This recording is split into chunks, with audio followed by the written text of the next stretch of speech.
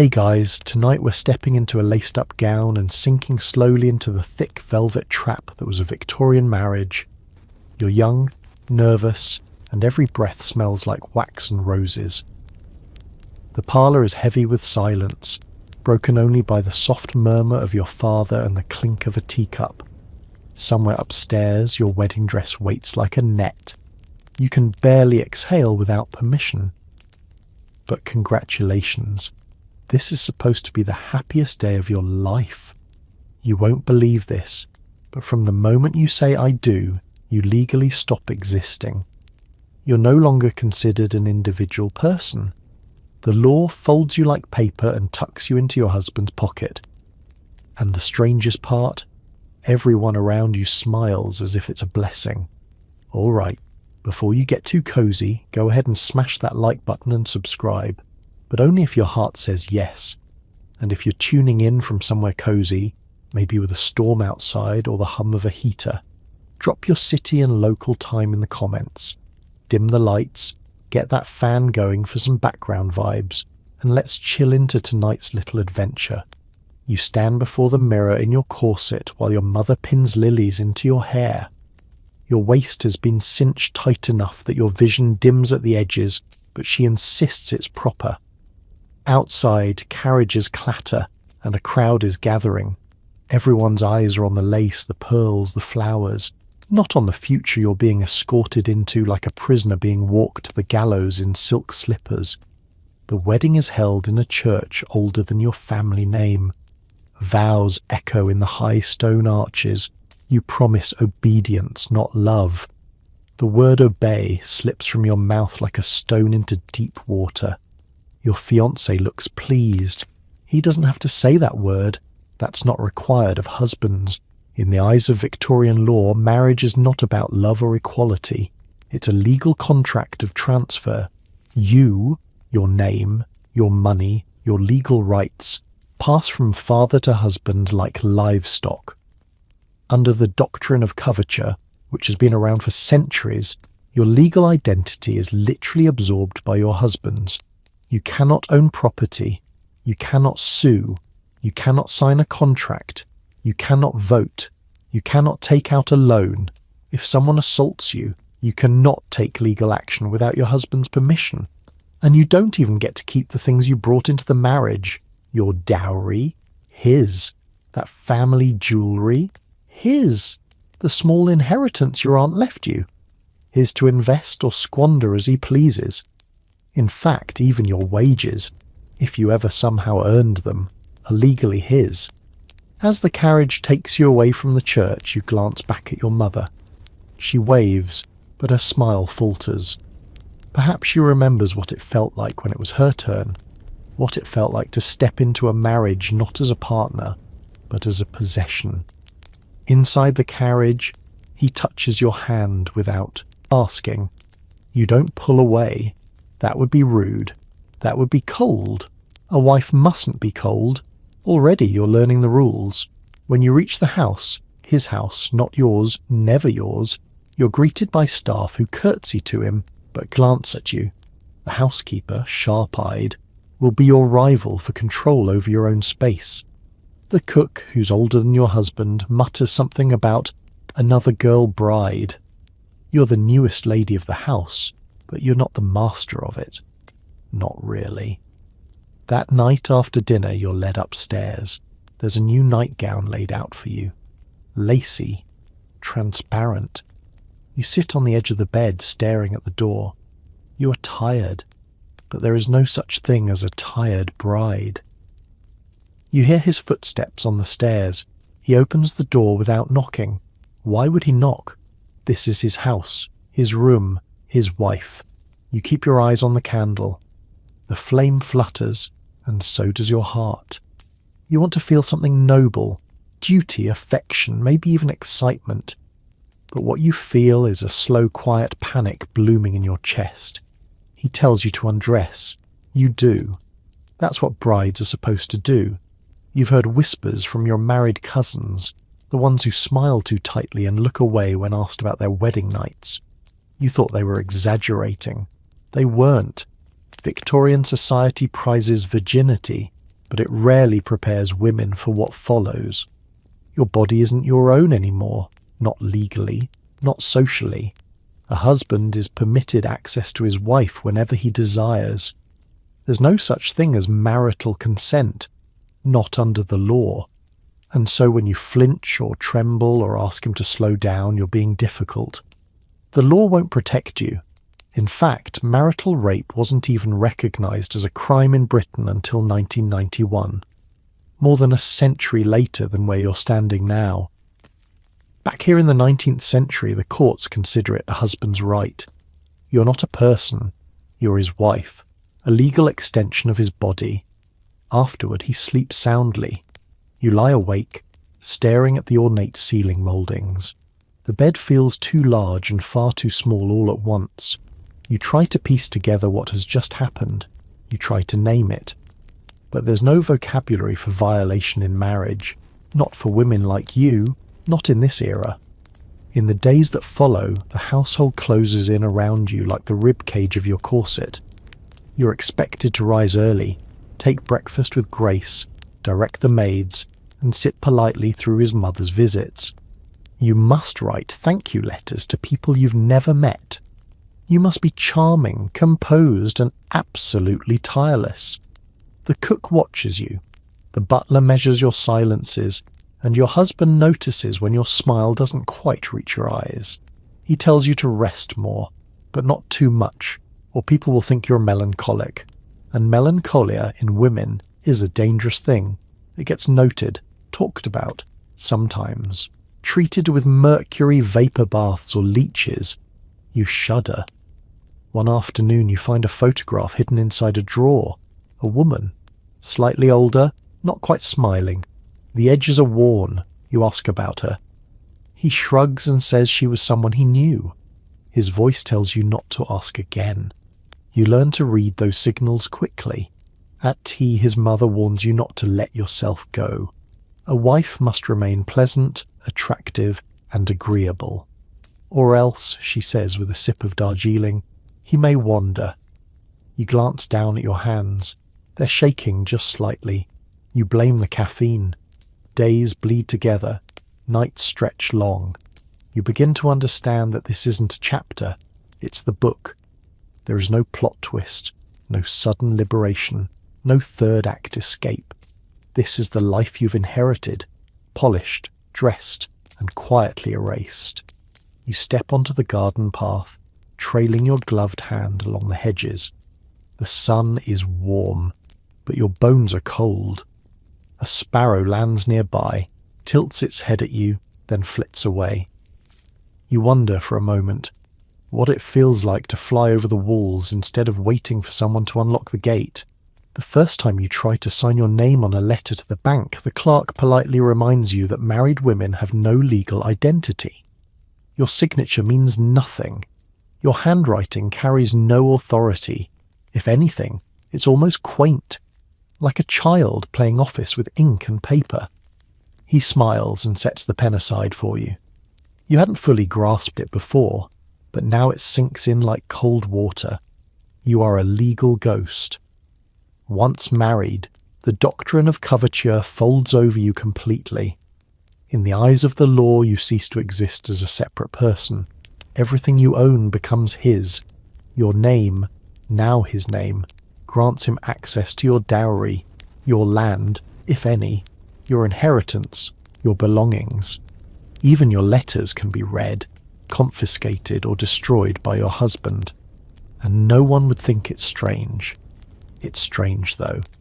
You'd never thought of yourself as rebellious. But now, simply wishing to write a letter or hold a banknote feels like a radical act. You ask your husband if you can keep a small sum for personal use. He tilts his head like you've asked to buy a cannon. What for, he says. And really, what for? The answer that comes to mind is humiliating in its simplicity. To feel real. To buy a book. To tip a maid. To walk into a shop and not flinch at the thought of signing your name. But you don't say that aloud. You say nothing. You smile. That's what women do when the air gets too thin. Later that month, Your childhood friend Emma is visiting from town. She's still unmarried and radiant with freedom, chatting about books, French essays, ideas. You try to keep up, but your world has narrowed into rooms and recipes. When she asks what you think of Harriet Martineau's latest column, your mind blanks. You haven't read it. You didn't even know it was published. Your husband tosses the paper aside each morning after reading only the business section. Emma doesn't comment, but you see the flicker in her eyes. Pity, perhaps. Or maybe something worse, recognition. She sees what you're becoming. You try to explain later by the fireside. You say, "It's just hard to keep up now, that's all." She nods slowly. Then she says something that strikes you like a match to dry straw. "But you used to write such beautiful essays." The memory is sharp. You remember the thrill of ink on paper, of watching your thoughts take shape. You'd once written a prize-winning editorial in school. They'd printed it in the town gazette. Your mother had kept a clipping. Now, you barely write your name. Even your personal letters must be modest, cheerful, inoffensive. No complaints, no politics, no passion. At the dinner table that night, you mentioned to your husband that you might like to publish something again. Just a short essay, nothing controversial. His fork clinks against the plate. He doesn't look up. "What for?" he says again. "You have everything you need." And again, you're reminded that wanting more than safety is considered ungrateful. Weeks pass. You stop bringing it up. The idea of writing again becomes something you fold up and press between pages of your mind like a dried violet. Still beautiful, still fragile, but slowly fading. Your days are filled with managing the household accounts, ironically accounts you cannot legally access. You track spending in neat columns, but all the money is his. Even the ink and paper come from his study. Sometimes you pass the mirror and barely recognize the woman looking back. She's composed, well-dressed, and yet hollow behind the eyes. You try to recall the last time someone asked what you thought, not what you planned for supper or whether the roses should be pruned, but what you thought, what you felt. There are other women in your circle, wives mostly. At teas and luncheons, you learn quickly that conversation must remain shallow. Illness, recipes, weather, hats. There's a wordless agreement not to mention what simmers under the surface. You once asked a woman if she missed working at the orphanage before marriage. She stared at you, frozen, then smiled too brightly and changed the subject. One of the women, Mrs. Longworth, whispers one day that she keeps a journal, but hides it behind false books in the study. Her husband thinks it's dangerous for women to dwell too much on ideas, especially sad ones. He took her poetry and burned it once years ago. She laughs as she tells you this, but her hand shakes as she sips her tea. It's then you realize you're surrounded by ghosts like yourself, legal ghosts, thinking ghosts. Women who once lived vivid internal lives and have since been archived, politely, quietly, into the roles expected of them. Their thoughts haven't died, but they've gone underground, like roots growing in secret. One morning, as you walk through the parlour, you spot a pamphlet tucked behind the piano. It's titled The Subjection of Women by John Stuart Mill. You freeze. That book is controversial, subversive, possibly even scandalous, but you take it anyway and slip it between the folds of your shawl. That evening, with the door locked and a single candle lit, you read. You read about liberty, about individuality, about the argument that women are not naturally inferior, but made so by centuries of suppression. You read a sentence so bold, you whisper it aloud just to feel the words in your mouth. The legal subordination of one sex to the other is wrong in itself, and now one of the chief hindrances to human improvement. And for the first time in months, you feel something electric beneath your skin. Not anger, not despair, but recognition. Someone has named what you could not. Someone sees the ghost you've become. You close the book and sit very still. The house is quiet, but you can hear your own heart. You may not own property. You may not vote. You may not sign a contract or speak in Parliament. But in this moment, with one flickering candle and a stolen pamphlet, you reclaim something else, your mind, your voice, your right to remember who you were before the law forgot you. The first time you ask for household money, you do it gently. It's for candles, you say, for linens, for sugar. You wait for him to nod, and when he does, he pulls a few coins from a leather pouch in his desk. He counts them out slowly into your gloved hand, like a merchant doling out pay to a clerk. The message is clear. This isn't yours. This is mine, given to you. It never used to be this way.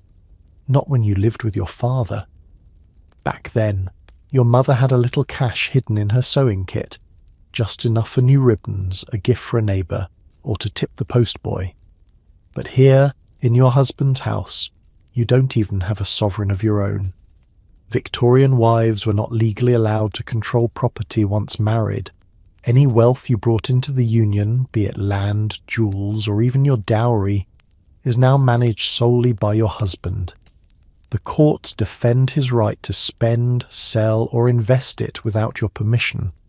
If he buys a racehorse with your inheritance and loses it at the tracks, there's no legal recourse. And if he dies in debt, you might find yourself evicted from your own drawing room.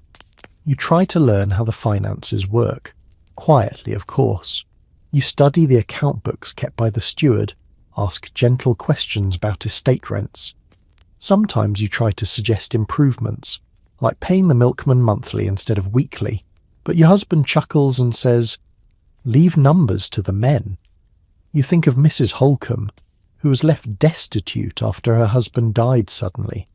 Everyone said she'd lived too well, but the truth was he'd remortgaged the house 3 times to cover his gambling losses. She hadn't known. She hadn't been allowed to know. One day, a friend of your husband stops by, a stockbroker with polished boots and 2 shiny teeth. He brings up rail investments and tobacco shares while you pour tea. Your husband listens with interest. He asks you what you think of the market, half mocking. When you say you read about the South Sea bubble once, he blinks. "That's ancient history," he says. You realise that you've just crossed an invisible line.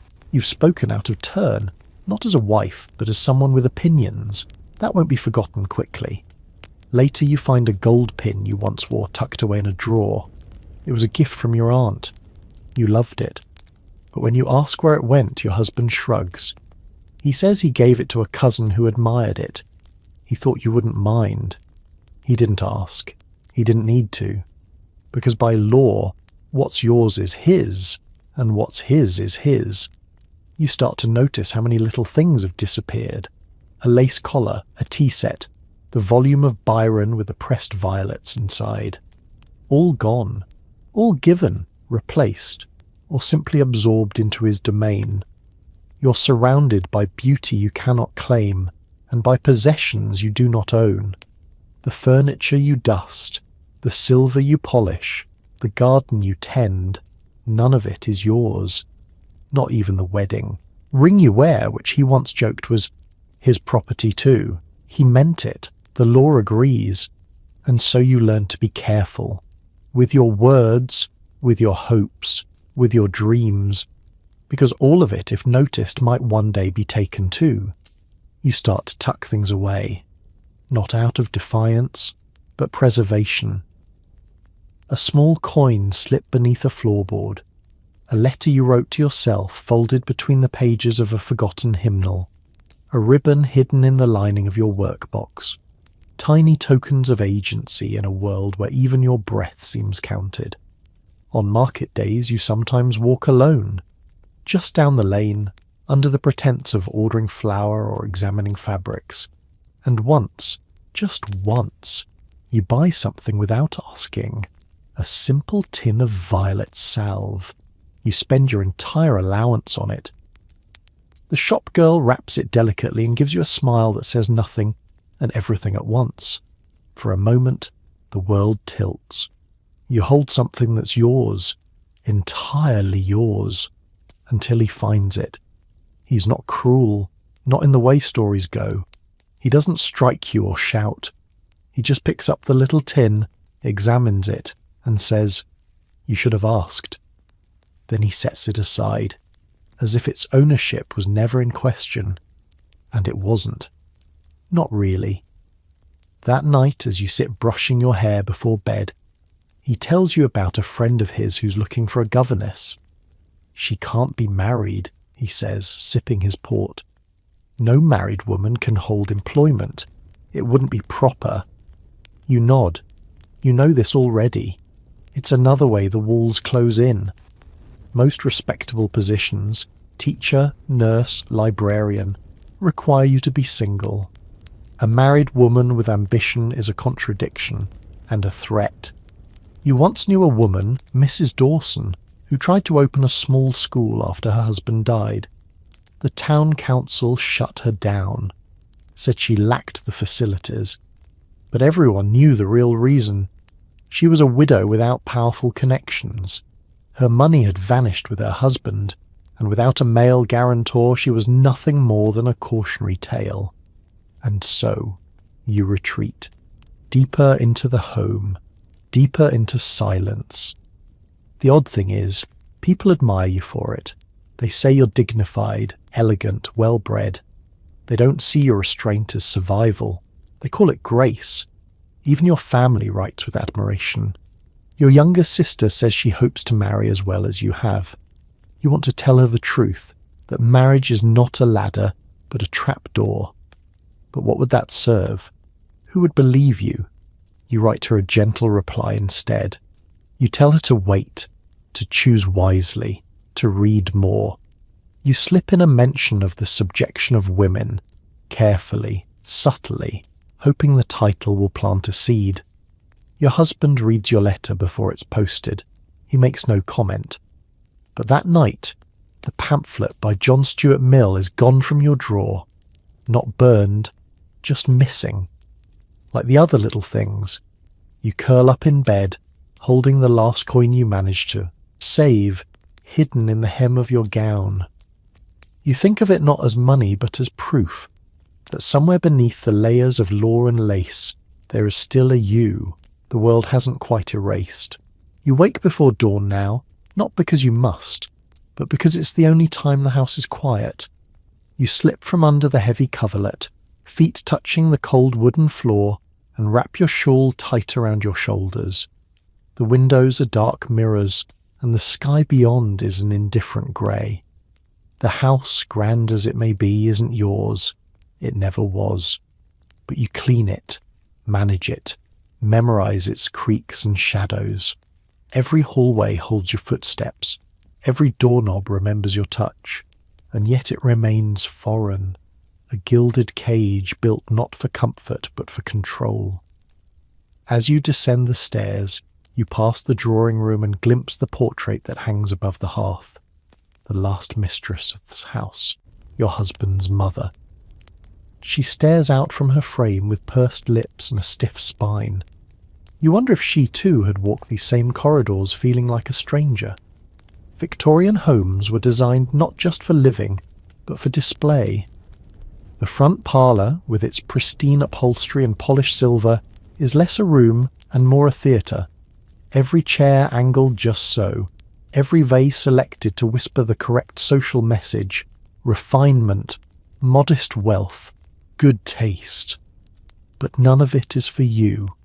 It's for the neighbours, the guests, the judge's wife who might call unannounced, the clergyman's sister with her parasol and quick eyes. You oversee the furniture, but you don't sit in comfort. You supervise the menu, but eat in silence. Even the china cabinet passed down from his grandmother must be arranged to his liking, because his mother always kept it that way. And so, you begin your days in quiet service to an invisible audience. You check the fires, oversee the scouring of the brass, approve the deliveries. You do all this not with authority, but with responsibility without power. You're the manager of a kingdom you do not rule. The cook, Mrs. Darby, mutters that the meat is spoiled again. She suspects the butcher is cheating the household. You nod and make a note, but when you bring it up with your husband, he waves it off. "I'll speak to him," he says. He never does. And Mrs. Darby, frustrated, begins to mutter about you instead. Even the servants become part of your cage. You're expected to direct them, yet any real authority you exercise risks making you seem difficult.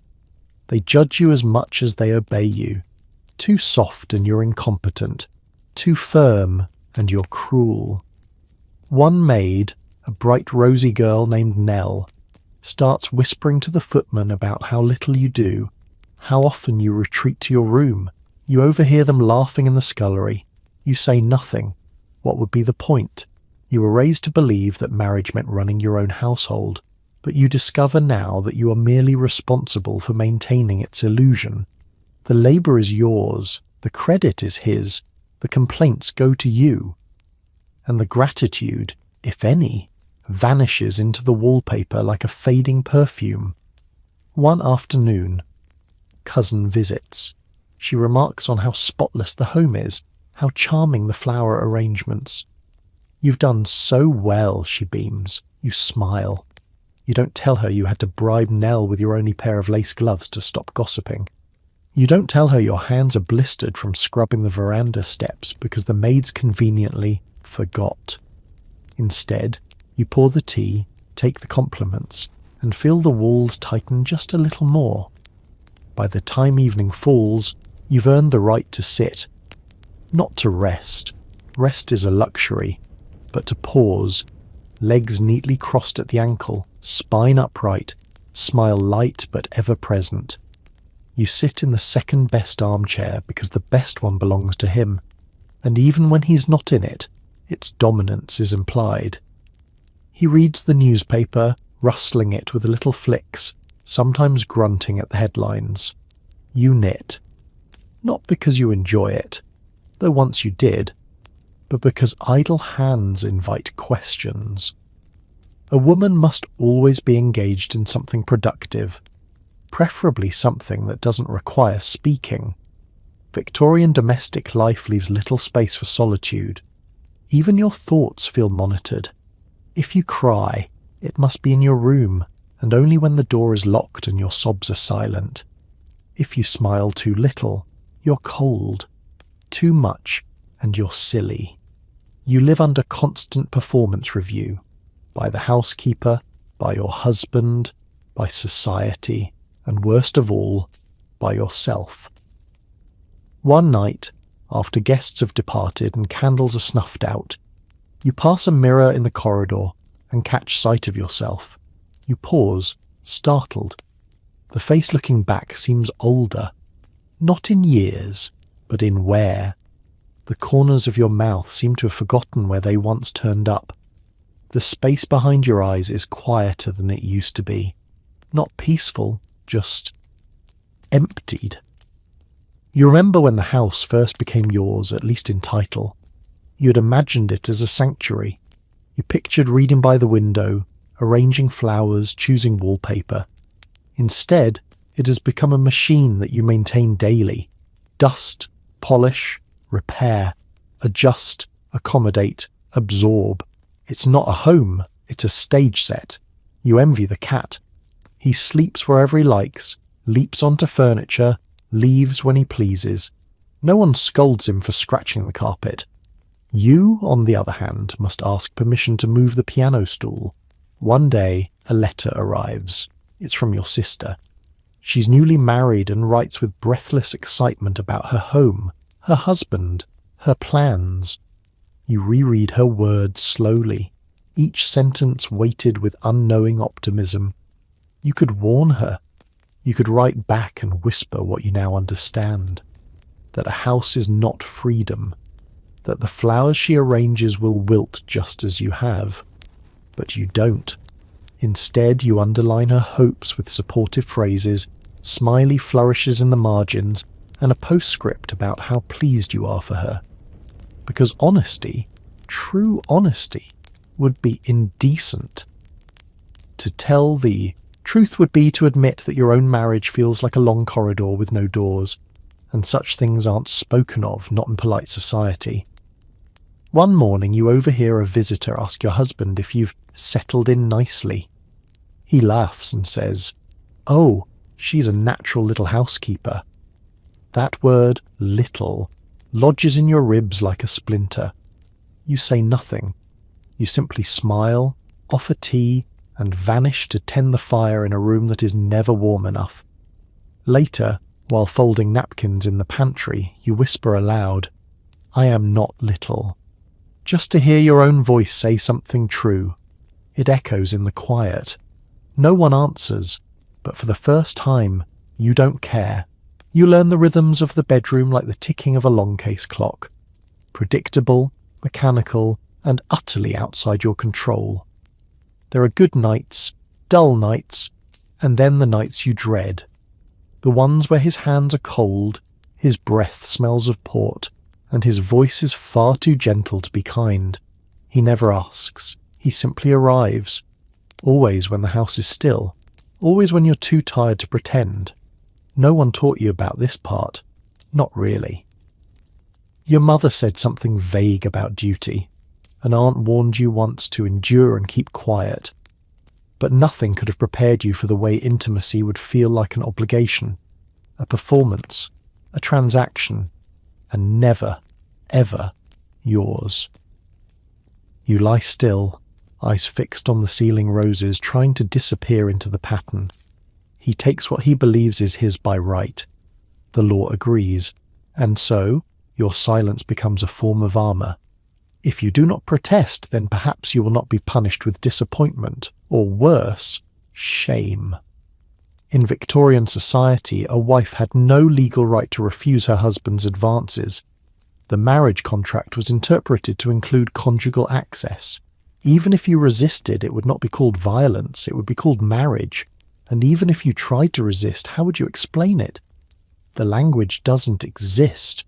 Women who speak too plainly about such things are branded vulgar, or worse, mad. So you fold your shame into the sheets and press your lips shut. Victorian medicine doesn't help either. The dominant view holds that women are naturally passive, incapable of true desire. If you show discomfort, you're told it's hysteria. If you show interest, you're immoral. Either way, the diagnosis serves the same purpose: silence and submission. You hear of a woman, Mrs. Alton, whose husband took her to a doctor after she refused him for weeks.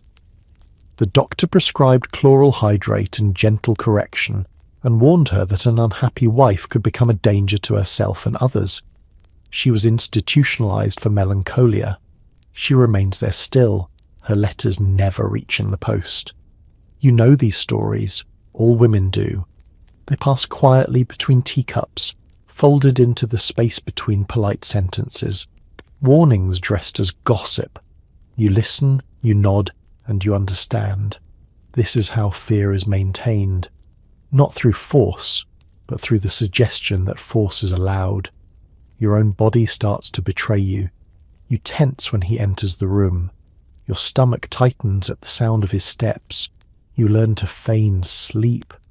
Sometimes, if you're lucky, he believes you. Sometimes he doesn't care. One evening, after a particularly hollow hour beneath him, you slip into your dressing room and stare at your reflection. Your skin is flushed, but your eyes are dim. You don't recognize the woman looking back.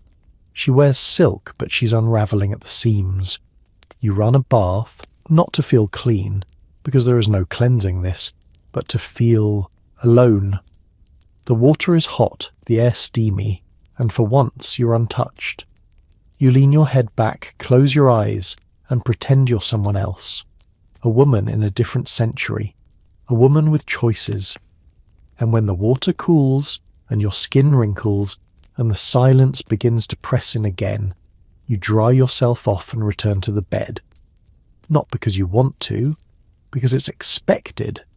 You begin to count the nights, subconsciously at first, then deliberately.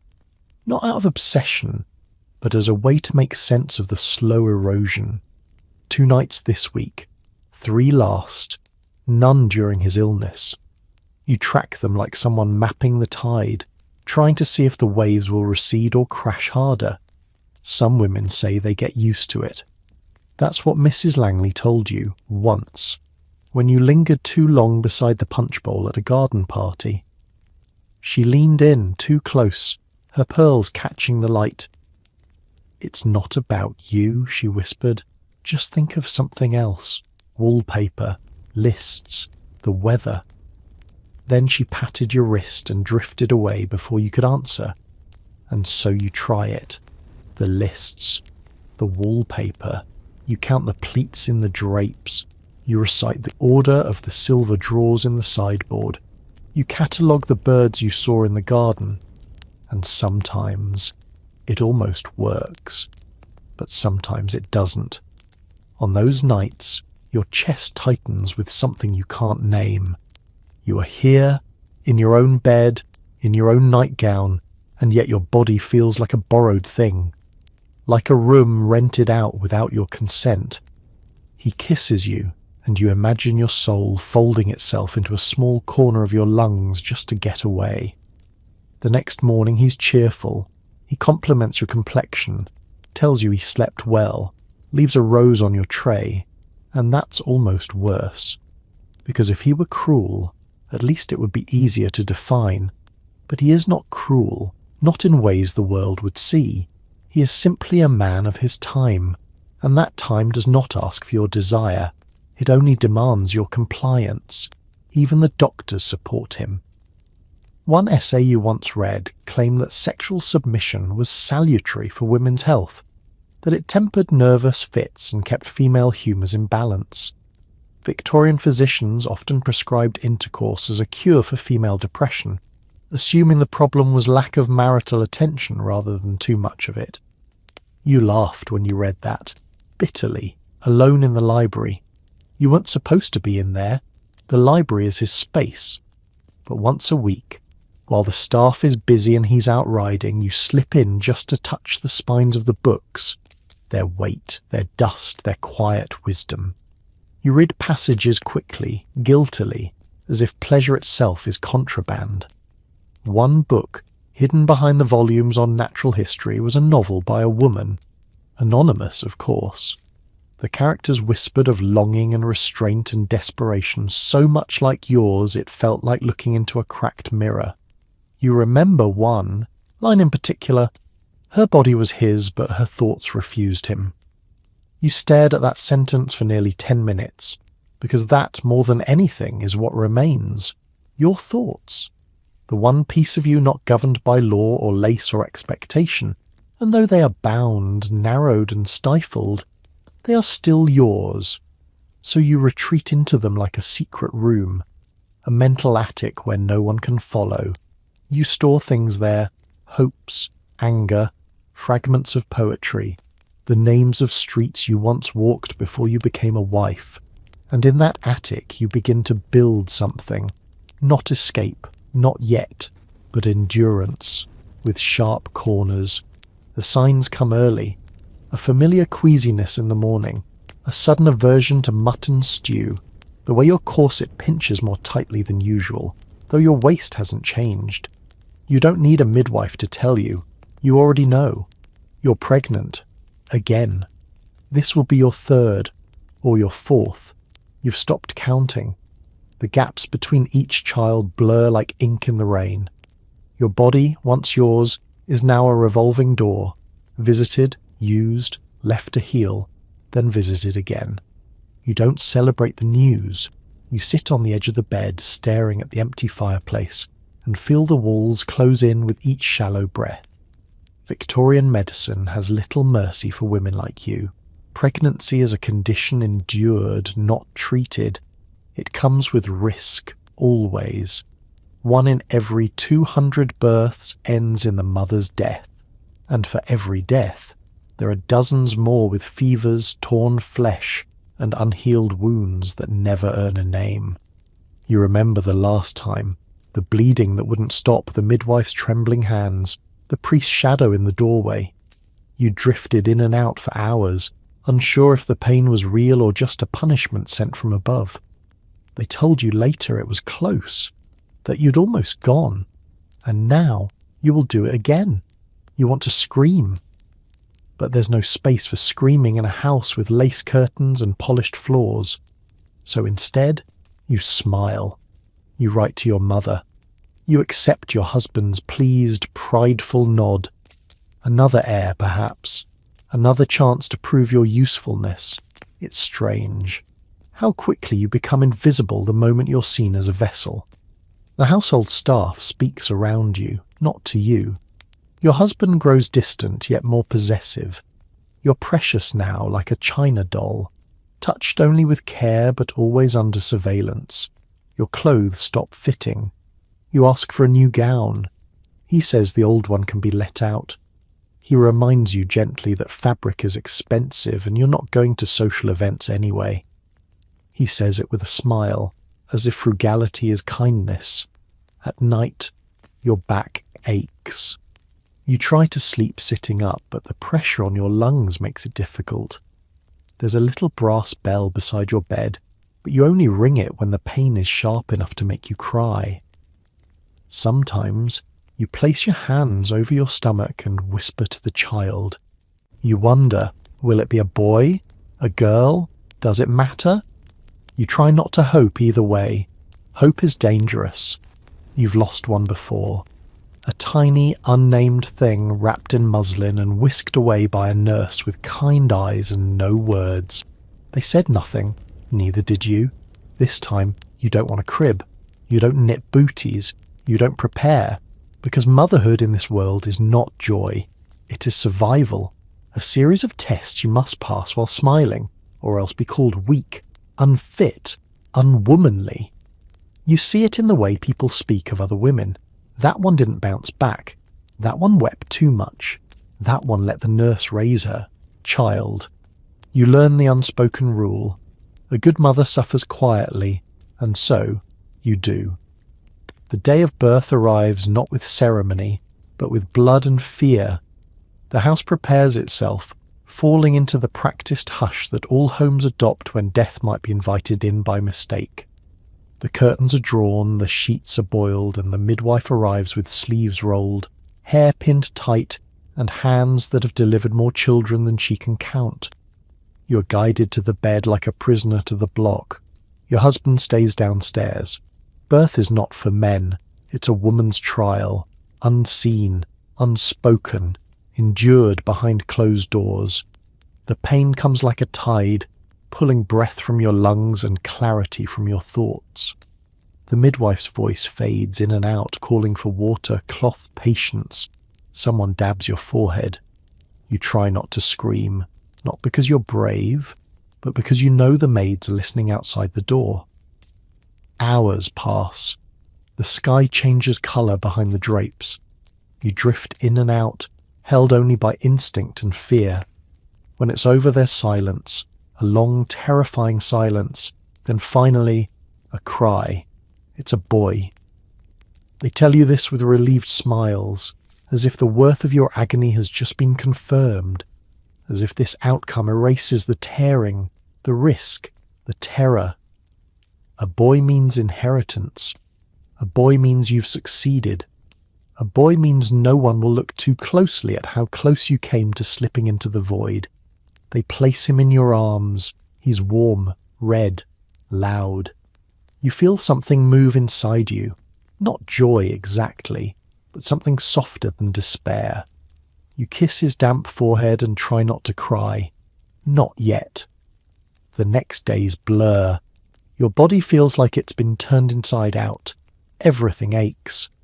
But you are expected to smile for visitors, to look radiant, to pose for the portrait with your infant in your lap. Never mind the bleeding, never mind the torn skin, never mind the way your teeth chatter when no one is watching. Your husband praises your strength. He tells you how proud he is. Then he retires to the smoking room, where no one bleeds. The nurse tends the baby. You're grateful, until the guilt sets in. Shouldn't you want to hold him constantly? Shouldn't you be singing, cooing, glowing? That's what the novels promise. That's what the neighbours expect. That's what your sister asked about in her letter. Isn't motherhood just magical? You don't answer that letter for weeks, because in truth, postnatal depression exists, but the Victorians have no name for it, no kindness for it. They call it weakness, or worse, selfishness. A mother who cries is ungrateful. A mother who needs help is failing. So you lie. You smile when asked. You nod when praised. You say, he's perfect, and I'm just tired, and it's all worth it. Over and over, like a prayer for patience, like a spell to keep the truth from slipping through your teeth. The truth is, you love your child, fiercely, but love does not stop your body from breaking. It does not make sleep come. It does not quiet the dread that creeps in when the house goes dark. You rock him at night by the fire, your nightgown damp with milk, your mind far away. Somewhere in that attic of thoughts you keep hidden, you build a small cradle of your own, not for a child, but for your sanity. You place within it silence and breath and the will to keep going, because that is what mothers do in every century. The pain lingers long after the bleeding stops. Your back is a knot of tension. Your hips ache when you rise. A strange pressure behind your eyes never seems to ease, but when you mention it to your husband, to the nurse, to the kindly visiting aunt, the response is always the same. You're just tired, dear. They offer warm milk, a walk in the garden, and gentle scolding about getting too emotional. No one speaks of healing. No one asks what the pain feels like. Because in Victorian medicine, a woman's body is not something to understand. It's something to manage. You finally see the doctor. He's soft-voiced and round-faced, with a pocket watch and a faint smell of pipe smoke.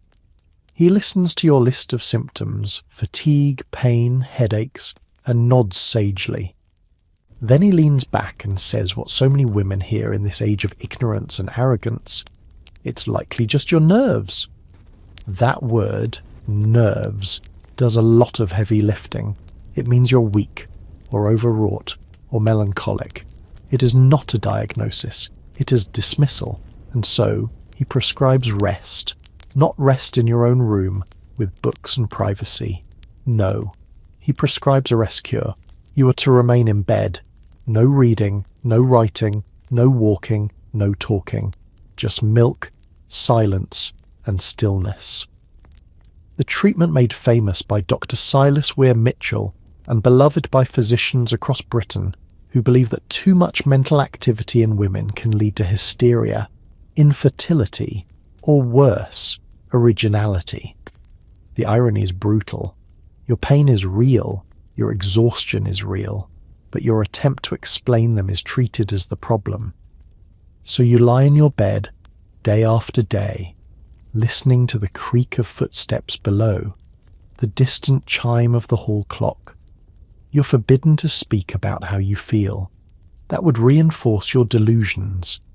You're told to rest, but no one tells you how to silence the thoughts that crowd your mind in the absence of movement. You begin to feel as though you're slipping, not dramatically, not in some fevered fit, but slowly, like sinking into mud. Each day is a little heavier, each morning a little dimmer. You stare at the ceiling until the pattern seems to pulse. Sometimes you hear your name whispered, though no one is there. You mention this, once, to the nurse. Her eyes narrow slightly. She says nothing. That evening your laudanum dose is increased. Opium-derived remedies like laudanum and chloral hydrate are commonly given to women for everything from menstrual cramps to insomnia. They are easy, inexpensive ways to quiet a patient, and they work, at least on the surface. You sleep deeper, you weep less, you stop asking questions, but inside you begin to vanish. You start to forget what day it is. You lose your place in sentences. You look in the mirror and find a pale woman blinking back, blurred at the edges. Once your hand twitches toward your journal, just to write something, anything, a sentence, a thought, your name. But you remember the doctor's warning. Intellectual stimulation aggravates female disorders. So instead, you whisper it. Your name. Over and over, like a prayer to tether yourself to the floor. The rest cure stretches on, though no one tells you how long it's meant to last. Days melt together, syrup thick and slow. Your body remains motionless, but your mind begins pacing the walls. You imagine it leaving your body entirely, slipping out the window like steam and floating above the garden, above the hedges and iron gates beyond the reach of doctors and rules. One morning, your husband visits your room. He sits at the edge of the bed, holding a paper you're not allowed to read. He doesn't ask how you feel. Instead, he talks about the neighbours, the mill expansion, a cousin's wedding. When he pauses, you try to ask for a book. Just one. Something light. A novel, perhaps. He frowns, as if you've asked to light the curtains on fire. You'll excite yourself, he says. You don't want to fall back into melancholy. He means it kindly, or so he thinks. You nod, and he leaves the room. You turn your face to the window, where a single bee bumps against the glass, desperate to escape. You watch it struggle. You understand. From the hallway, you overhear voices, your husband speaking to the doctor. You catch fragments, responding well, appetite returning, less weepy. They speak of you like a garden that might bloom again, if only pruned thoroughly enough. Later the nurse brings your tincture. The laudanum burns less now. You've grown used to it. So is your silence. But then something happens. One morning, a maid, new, young, unaware of the rules, accidentally leaves a book on your nightstand. It's a volume of poems, thin and worn. You stare at it for 10 whole minutes before touching it. You don't read it at first. You just hold it. The weight of it. The rebellion of it. Then you crack it open. The first lines are quiet, almost shy. She wandered once by garden wall, no witness near to hear her call. You close the book. Your hands tremble. You press it beneath the pillow, heart pounding. That night you read more. 2 pages, then 4. Carefully, like stealing sugar from the larder. You begin to feel something stir inside you. A thought, a memory, a hunger that had not been fed in months. You're still trapped. You're still drugged. But suddenly you are thinking again. Like a lamp relit after long darkness. You begin to hum softly in the mornings, when alone. Songs you sang as a girl. You remember walking through wet grass barefoot. You remember the scent of old wood in your father's study. You remember your own voice, not just what it sounds like, but what it said, what it meant. When the doctor visits again, you tell him you feel better, that the rest has helped, that you'd like to resume some small responsibilities. You smile, softly, obediently. He nods with satisfaction and prescribes a lighter dose. You say nothing of the book. You say nothing of the poems now memorized and tucked into the folds of your thoughts like pressed flowers.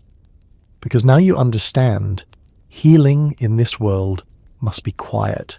It must be disguised. You cannot demand your freedom. You must outgrow the cage so slowly no one sees it bending. Your voice returns slowly like the thawing of ground after a long frost. At first it's just the way you correct a maid or ask a question without apology. Then it's a remark made at dinner, measured, mild, but undeniably yours. You feel it each time you speak without flinching. A subtle rebellion, a quiet reclaiming. But society has sharp ears. The walls of a Victorian household are made of more than brick and plaster. They're built from expectation, from etiquette, from the suffocating pressure of what ought to be. and one of the first things a wife must learn is how to use her voice without actually using it. Ladies do not raise their tone.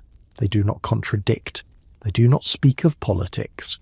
They may express mild preferences about bonnets, about the weather, about the relative merits of sponge versus seed cake, but only if asked. You test the limits carefully. At tea with your husband's cousins, you mention that you once wrote essays. The room goes still, just for a breath.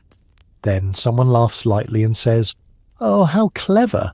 But surely you've no time for that now." You smile, you agree, but inside you mark the moment. You spoke a truth, and it was filed under decorative. You begin to notice how your voice is filtered through everyone else's comfort. When you mention your back pain, they call you delicate. When you say you miss your sister, they say, "Don't be silly, you're surrounded by love." When you mention feeling overwhelmed, they suggest you try chamomile. You're translated, not heard. In drawing rooms, you watch women speak in circles. They use safe phrases like, "How interesting," "Indeed," "You must be right." You mimic them at first. It's survival. But now you see it for what it is. A language designed not to express, but to avoid offence. A tongue made of mirrors, reflecting back whatever the room expects to see. One afternoon you speak too plainly. A guest, a pompous older man, mentions how women are naturally less logical than men. You say quietly, "I've never found that to be true." There's silence, a flicker of amusement in your husband's eyes. But the guest raises a brow and replies, "Ah, but you're young, dear. That'll change." You laugh lightly and sip your tea. But something burns behind your ribs. Later that night, your husband tells you not to take such comments so seriously. He says it with a smile, the kind that forgives while warning. Men like him expect certain courtesies, he adds. You wouldn't want to embarrass anyone. You nod. You murmur agreement. But that night, you write the exchange down, word for word on a scrap of paper. You hide it beneath the lining of your keepsake box, not because anyone will read it, but because you will, one day, to remind yourself that you saw it, that it happened, that you did not imagine it, because this, more than anything, is the danger, that your voice will fade not from silence, but from doubt. That after enough correction and redirection, you'll begin to mistrust your own thoughts, and so you hold them close, not all, not loudly, but enough to remain. You begin collecting phrases the way others collect trinkets. Something clever a friend muttered under her breath. A line from a book your husband would never open. A remark from a maid when she thought no one was listening. You write them down when you can. You recite them in your head when you can't. Each one is a lifeline, a reminder that thought still exists, even when speech is throttled. You visit your neighbour, Mrs. Hargrave, a widow with silver hair and a reputation for peculiar opinions. She keeps parakeets in her conservatory and insists they sing more sweetly when spoken to in French. You find her odd, but oddly compelling. One afternoon, while pouring tea, she says without preamble, "You speak very precisely for a married woman." You freeze, cup halfway to your lips, then you laugh. But she doesn't. She just tilts her head and adds, "Don't let them file you down too small. You won't like what's left." And just like that, someone sees you. Not the hostess, not the wife, not the fine-boned portrait beside the mantel, but you. The girl who once debated with boys twice her size, who copied lines of Shakespeare into the margins of her copybook. The girl who once spoke too quickly because there was so much to say. That girl is still here, but now she speaks in riddles, because directness is dangerous. To say I'm unhappy is considered ungrateful. To say this isn't fair is rebellious. To say I want more is unfeminine. So instead you learn to imply. You say, "How curious," You say, isn't that something? You say, I'd never thought of it that way. You say less, but you mean more. Even among your friends, language becomes a game. You all learn the cues. A raised brow can say, I agree. A pause before sipping can say, he's awful. A too sweet indeed can gut a man's entire argument if delivered with just the right edge. This isn't conversation, it's coded survival. You begin to write again, cautiously, not in public, not in journals. You scribble on the backs of old letters, inside recipe books. You disguise your thoughts as household lists. Need more sugar, eggs, dignity. Your pen becomes your whisper. Once at a dinner party, you overhear a man say, women are more intuitive than intelligent. You don't correct him. But later, when you write a poem that ends with, a bird may know the sky without drawing its map, you feel something like triumph. Still, you are always careful. You've seen what happens when women speak too clearly. Mrs. Penrose, who mentioned once in public that she regretted marrying. 2 weeks later, she was sent to her sisters in the country for her nerves. No one has seen her since, so you speak in questions, never answers. You smile as you sharpen your tongue, and in time you realize that Victorian silence is not always empty. Sometimes it's brimming with unsaid truths, because every woman you meet is fluent in this language of shadows. You're all whispering across rooms, across tables, across teacups, saying what cannot be said, holding fast to yourselves beneath the powdered politeness. And the miracle is, despite the rules, the pressure, the endless shushing, your voice remains, softened, but not broken. Not yet. The neighbours don't say anything outright the first time you show up with a bruise just below your collar, but they notice. Of course they notice. In Victorian society, noticing is an art form, done with half-lowered eyes, tightened lips, and perfectly timed silences. You wear a higher neckline the next day, not out of shame, but because you've learned how the world responds, not with outrage, not with protection, but with pity, and worst of all, with excuses. He works so hard, they say. He's under pressure. Perhaps you misunderstood. Men have tempers. Don't provoke him. You nod. You don't correct them. Because you've already tried that once, long ago in your first year of marriage. You told a cousin, hesitantly, that sometimes he grabbed your wrist too hard, that he raised his voice in a way that turned your stomach. She grew very still, then very warm and said, well, all husbands lose their temper. Just don't challenge him. You learned something that day, not about your husband, about the world. Victorian law is clear. A man's home is his domain, and within that domain he's allowed to correct his wife, physically if necessary, as long as he does not leave lasting injury. A bruised arm, a slap, a shove. These are seen as domestic matters, too small, too private, too ordinary for legal concern. The idea horrifies you, and yet, slowly, dreadfully, it becomes familiar. Not frequent, not predictable, just always possible. A door you never close fully, a room in your marriage you never enter, but whose key he always carries. It doesn't happen often, but the not knowing when is its own torment. One evening, after a strained dinner, he breaks a glass when you disagree with him, about wallpaper of all things. He doesn't hit you, he doesn't have to. The sound is enough. The sharp edge of the threat glints just long enough to make your skin crawl. You clean up the shards yourself. The maid offers help, eyes wide, but you shake your head. You can't afford her concern. Too much attention makes things worse. And so, you learn how to deflect, how to speak without challenge, how to gauge the weight of his moods as if reading barometric pressure. You're praised for being peaceful, for keeping harmony, for being a good wife. But no one asks what harmony costs you.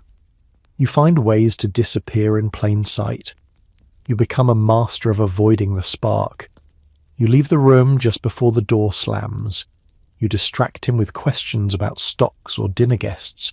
You soothe. You shrink. You survive. There is no bruising on your body that anyone can see, but there is a tightness in your chest that never goes away. Once in town, you pass a woman with a black eye. She's pretending to shop for pears. You catch her gaze just for a second. Neither of you looks away. She doesn't nod. She doesn't speak. But the understanding between you is immediate and brutal.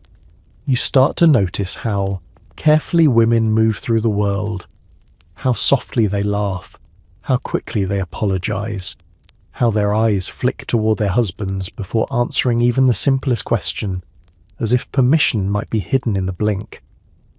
At church, wives sit prim and folded beside men who take up air with ease. The sermons speak of kindness, of patience, of duty, but the words seem to land on female shoulders like assignments rather than comfort. You listen politely, hands clasped, wondering if anyone in this room would believe you if you stood and told the truth. Later that afternoon, you help Mrs. Fenwick pour tea in her parlour.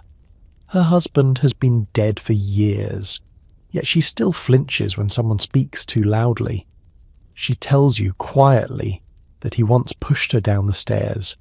Everyone knew. No one did anything. It wasn't their place, she says, and it wasn't mine either. Her voice cracks like teacups when she says this, and you feel seen in a way that leaves you lightheaded. You do not bruise easily, and you thank God for this. But you know that bruises are not the worst injuries a woman can carry.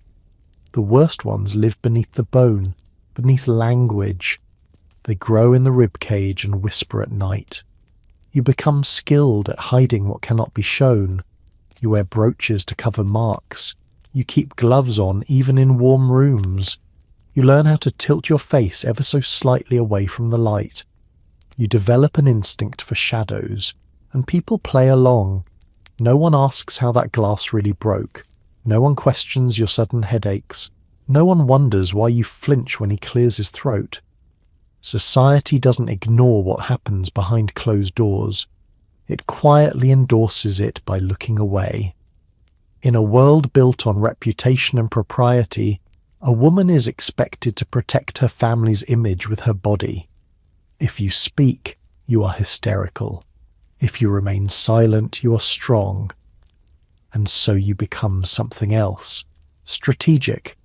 You learn which topics calm him, which faces soften his moods, which friends to invite and which to avoid. You orchestrate dinners, manage smiles, manipulate atmosphere like a stage director trying to prevent a tragedy every night. You begin to feel like a keeper of weather, measuring pressure, shifting winds, storms that come without warning. In the marketplace, you pass women like yourself. You see them in the too careful way they walk, the stiffness around their mouths. Once you spot a woman staring at your hands for far too long, perhaps checking for bruises. You meet her eyes just once. No words are exchanged, but you understand each other perfectly. One day, your husband travels for business, leaving you alone in the house for a week. The air changes immediately. The walls feel wider.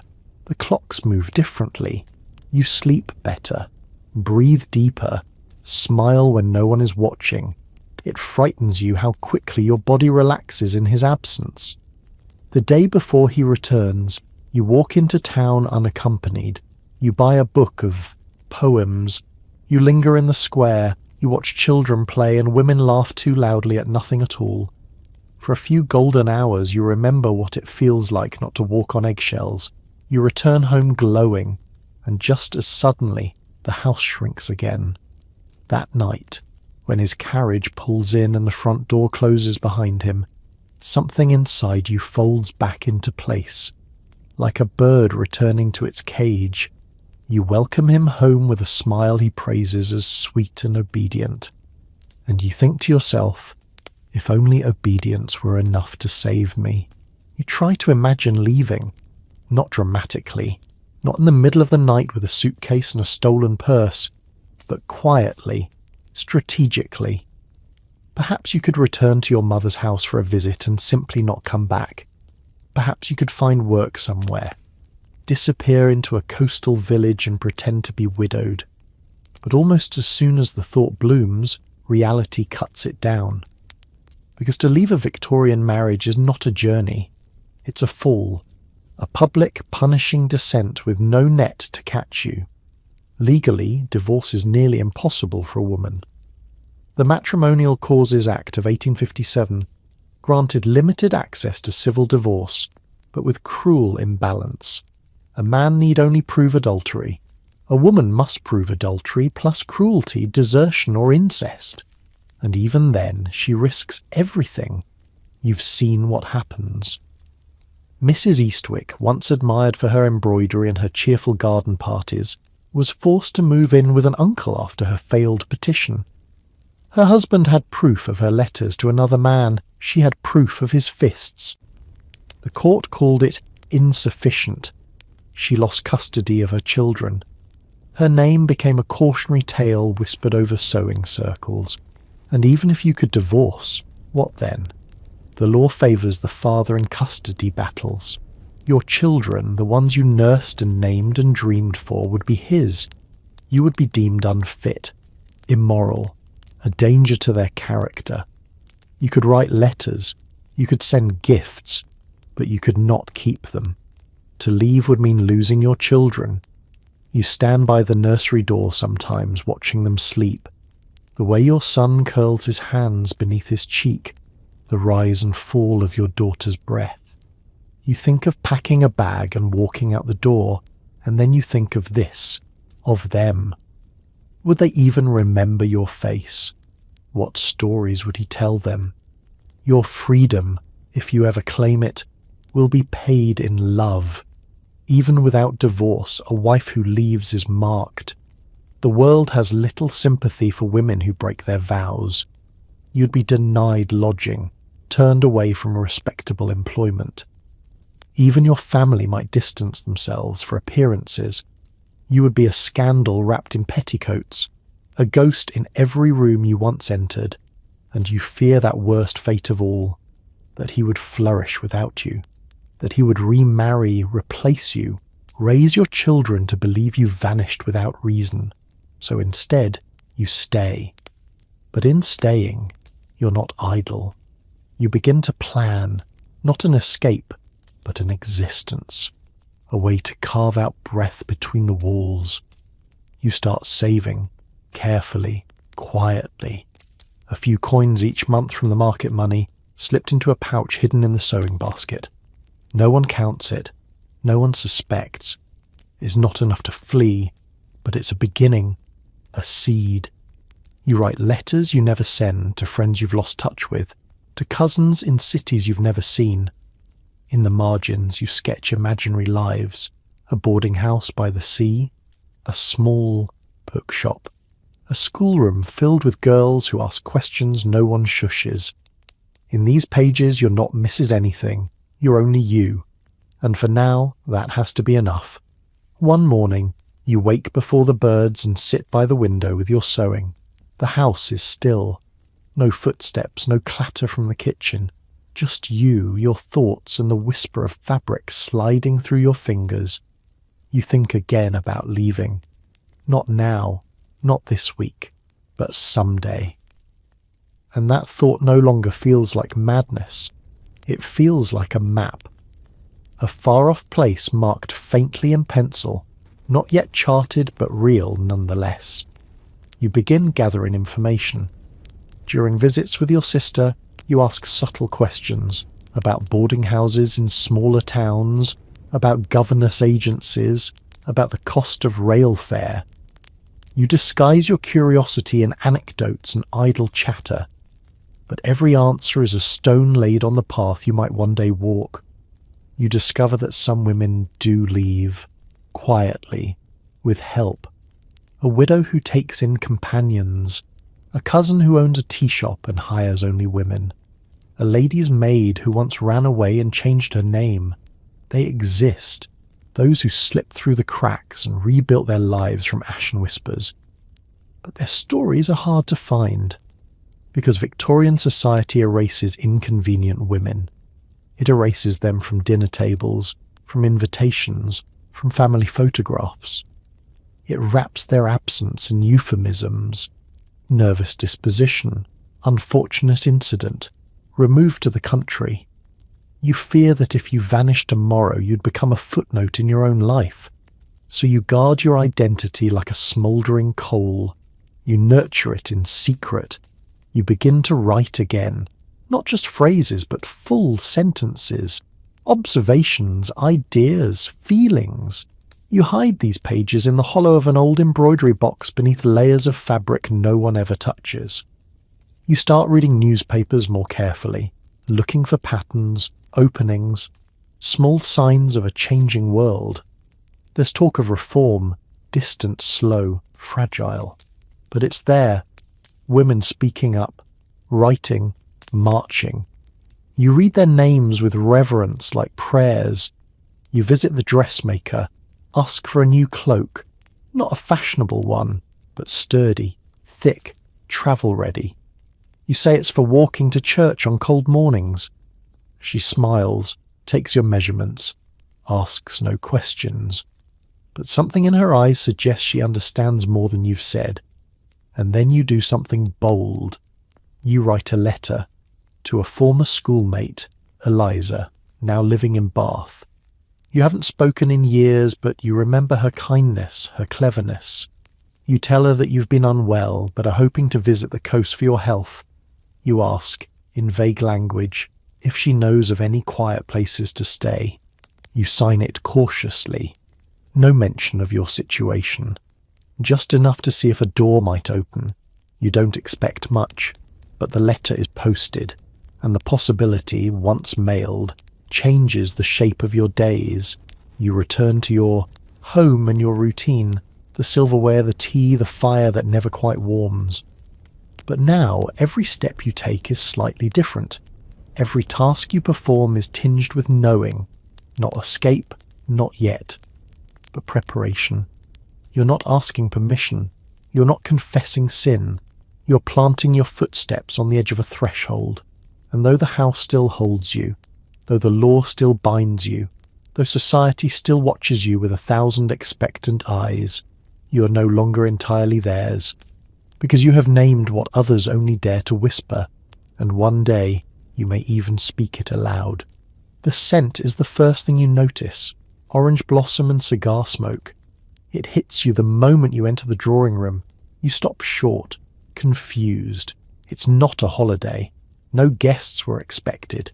And yet, there's a second coat slung over the chair, a half-empty glass on the side table, and an unfamiliar laugh echoing down the corridor. You follow the sound. It leads to the conservatory, your favourite place in the house, a small paradise of ferns and filtered light, where you once read her quietly before the children woke. Now you see him there, your husband, leaning close to someone you don't recognise. A woman, younger, with gloved fingers curled delicately around a brandy glass. Her smile is the kind you've forgotten how to make, reckless, amused, hungry. He notices you, doesn't flinch, doesn't stand. "Oh," he says lazily, "this is Miss Latham. She's visiting from Cambridge." You nod, you offer the correct pleasantries, and inside you burn. Not with jealousy, but with recognition. You've heard of this kind of arrangement. Many Victorian men, especially those of means, kept mistresses. Sometimes in London flats, sometimes in the guest wing, sometimes under the polite fiction of companions or music tutors. Society rarely cared. Affairs were shrugged off, even expected. A wife's response, that was her own business. Discretion was her responsibility. You retreat with grace, of course. You excuse yourself. But something inside you shifts. Because this is not a betrayal. It's an exposure. You return to your room and sit at the writing desk, hands folded. You stare at your reflection in the glass. You don't cry. You don't scream. You've done both before, in other rooms for other reasons. This is different. This is clarity. You remember when you were first married, the way you believed love would protect you, or at least matter. But here, now, in the quiet that follows his laughter, you realize something crucial. He doesn't need to hide anything because he knows you have no power to object. You are bound by law, by reputation, by motherhood, by the very walls of the house.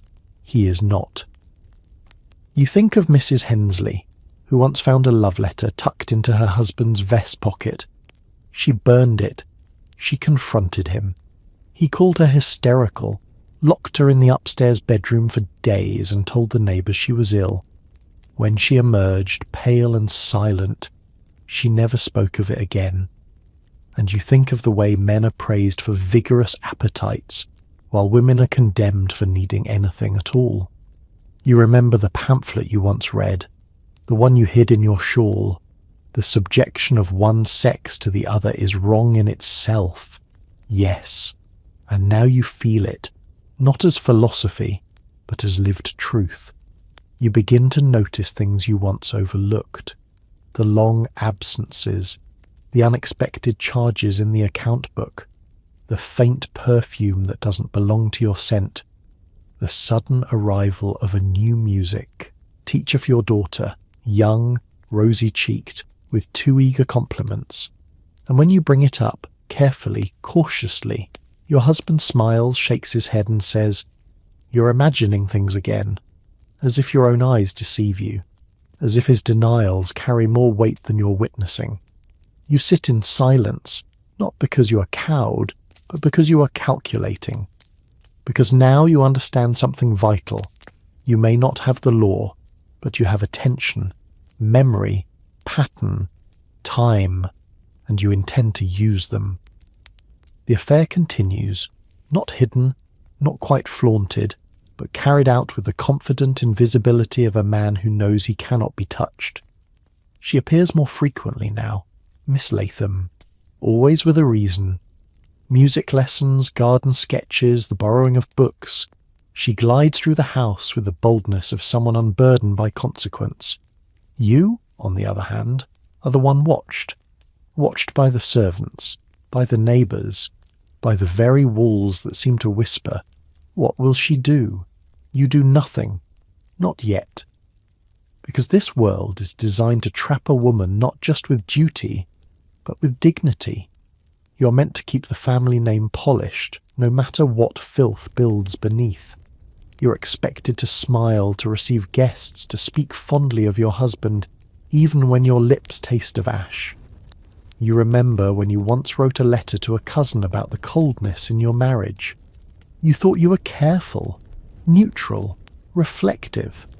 The letter never arrived. You later found it tucked into the back of your husband's desk, opened and read. He never mentioned it. But from that day forward, he began making casual remarks about your imaginings, your melancholic moods. He told the physician you might be overtaxing yourself. He reminded your sister, in a polite and weary tone, how sensitive you'd always been. This is how a woman is unravelled, not with violence, but with doubt. Now he brings Miss Latham to dinner. She sits beside him, laughing at his tired jokes, and you must pour the wine. You must nod along. You must speak in pleasant half-sentences. And afterward, when they move to the piano and she plays too confidently for someone newly taught, you clap softly. The guests murmur how charming she is. You agree, but inside your thoughts are sharp. You begin to keep a ledger, not of money but of behaviour, dates, times, comments, a quiet record in code hidden within a recipe book. You write with the neatness of a clerk and the memory of someone who's been dismissed too many times.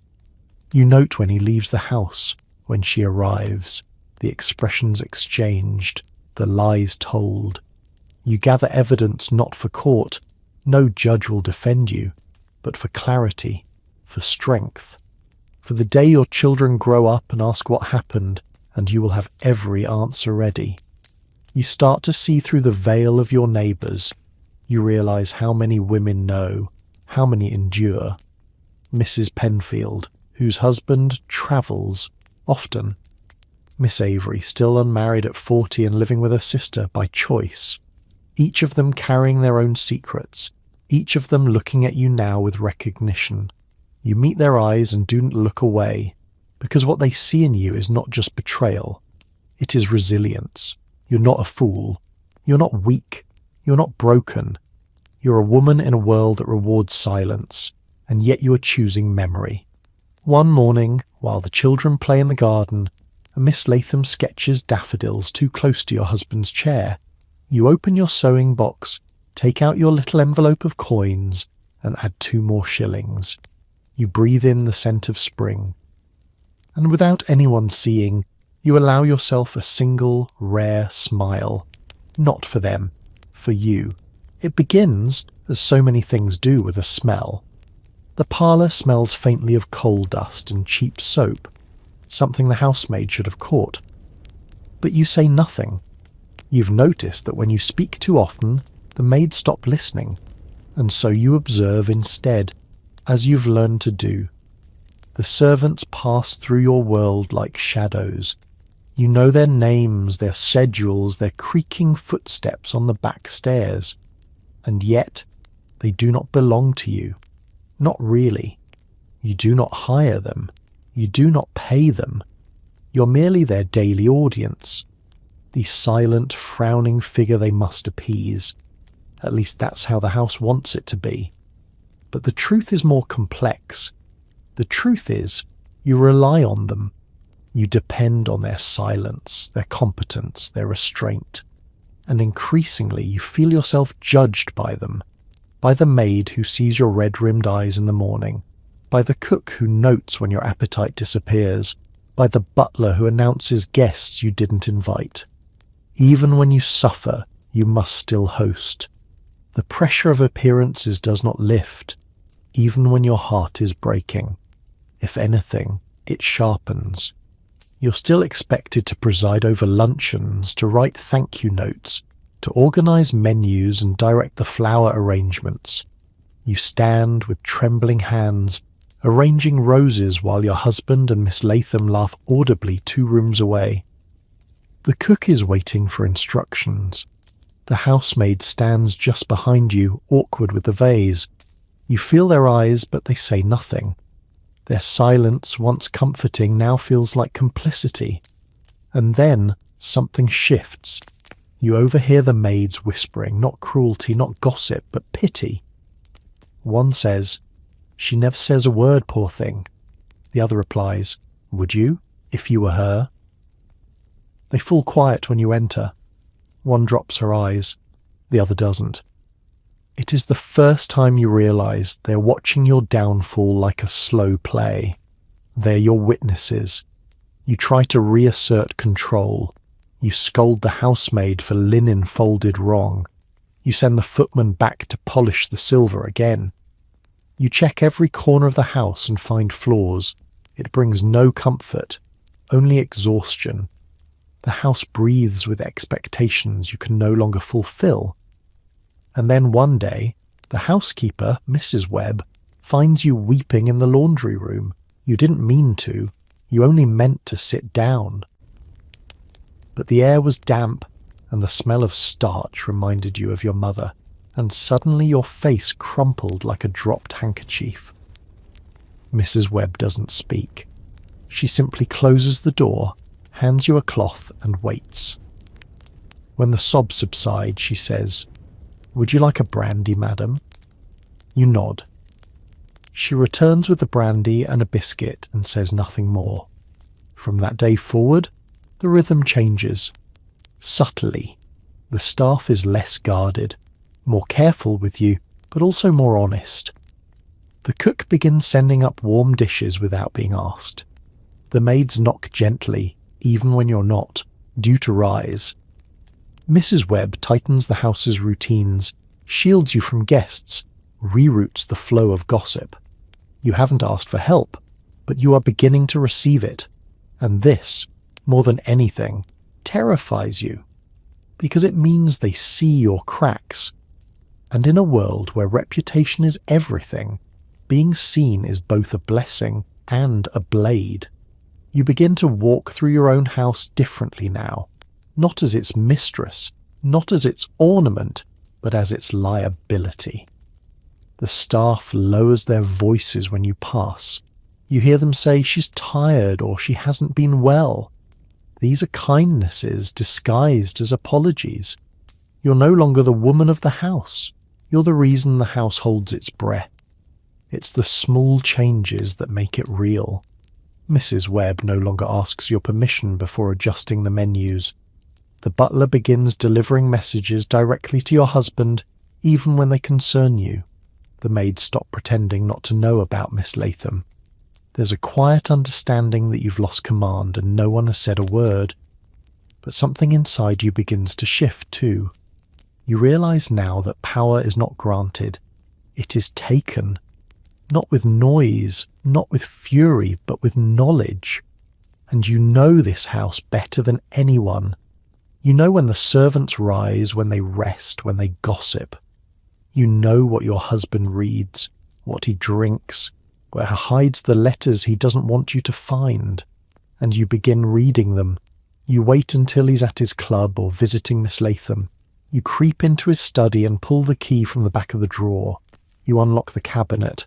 Inside, letters, receipts, notes written in careless scrawl, and yes, her handwriting too. Confessions folded into envelopes bearing no names. You read them all, not to punish him, not to fuel your anger, but to replace guessing with certainty. Then you relock the drawer and place everything back exactly as it was, because certainty is not a weapon you will wield today, but it will be one day, and when that day comes, it will be sharp. In the meantime, you begin to cultivate alliances, quiet ones. The grocer's wife, who once confided that her husband drank too much. The vicar's sister, who wears gloves in summer to hide bruises. You don't speak openly. That would be foolish. But you listen more carefully.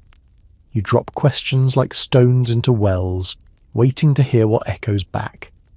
And you begin to understand something vital. You are not alone. Not truly. Not utterly. There are others like you, trapped in roles they didn't choose, haunted by silence, grasping for fragments of agency in a world designed to keep them still. This isn't friendship, not yet. But it's the beginning of something far more useful, witnessing. One day, a new girl joins the staff, a housemaid with bright eyes and quick hands. You see her watching Miss Latham one afternoon. Her lip curls. She says nothing. But later, she brings you your tea and places, the cup down with a kind of reverence you haven't felt in months. She's no lady, the maid mutters under her breath, no matter how fine her shoes. You meet her gaze. You say nothing. But for the first time, your smile is real. Because something has changed. You're not restored. Not yet.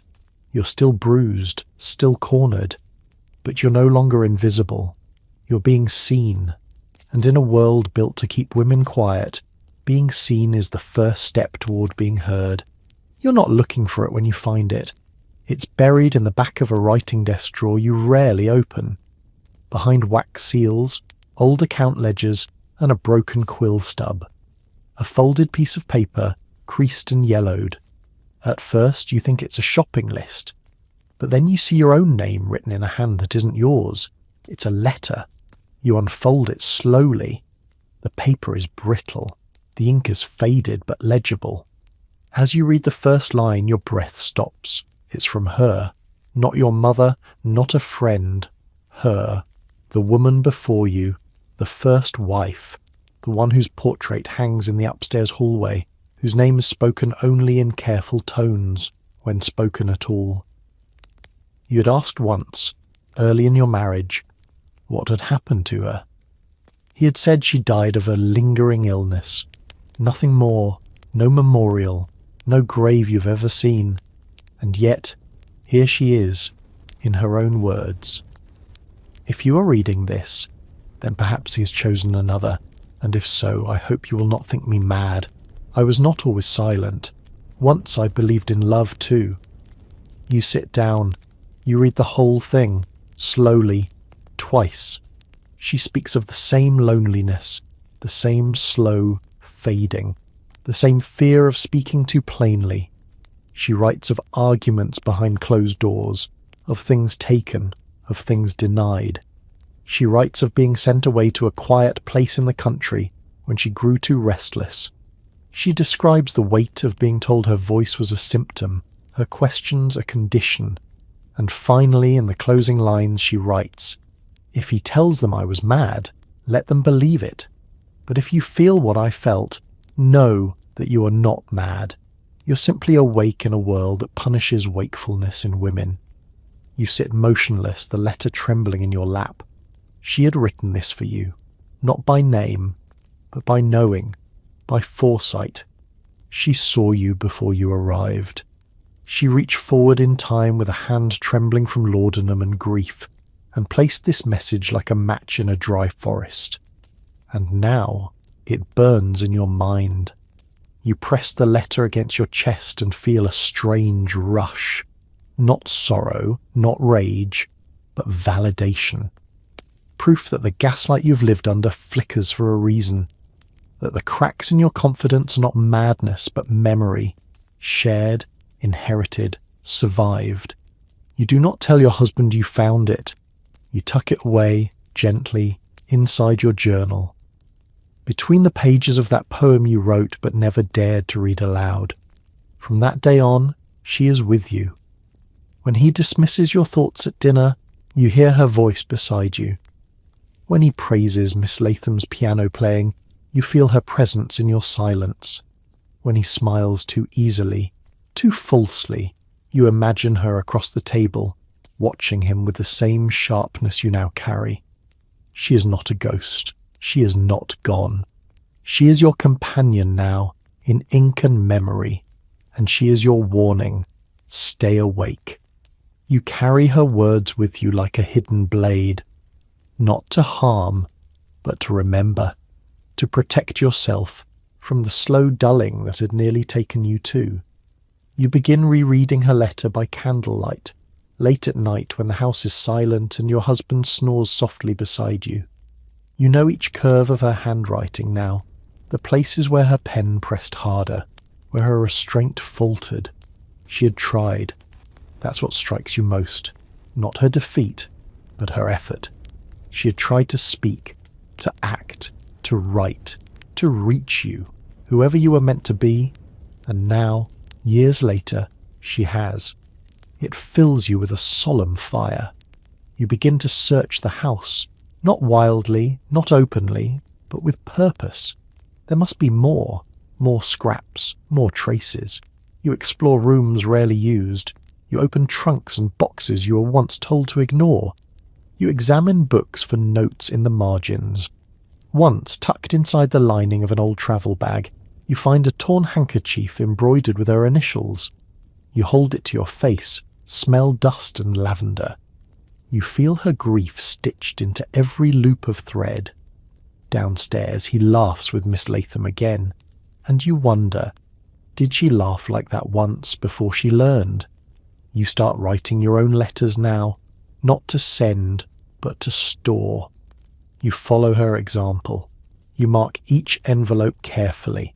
For the woman who comes next, you don't know if there will be one, but you write anyway.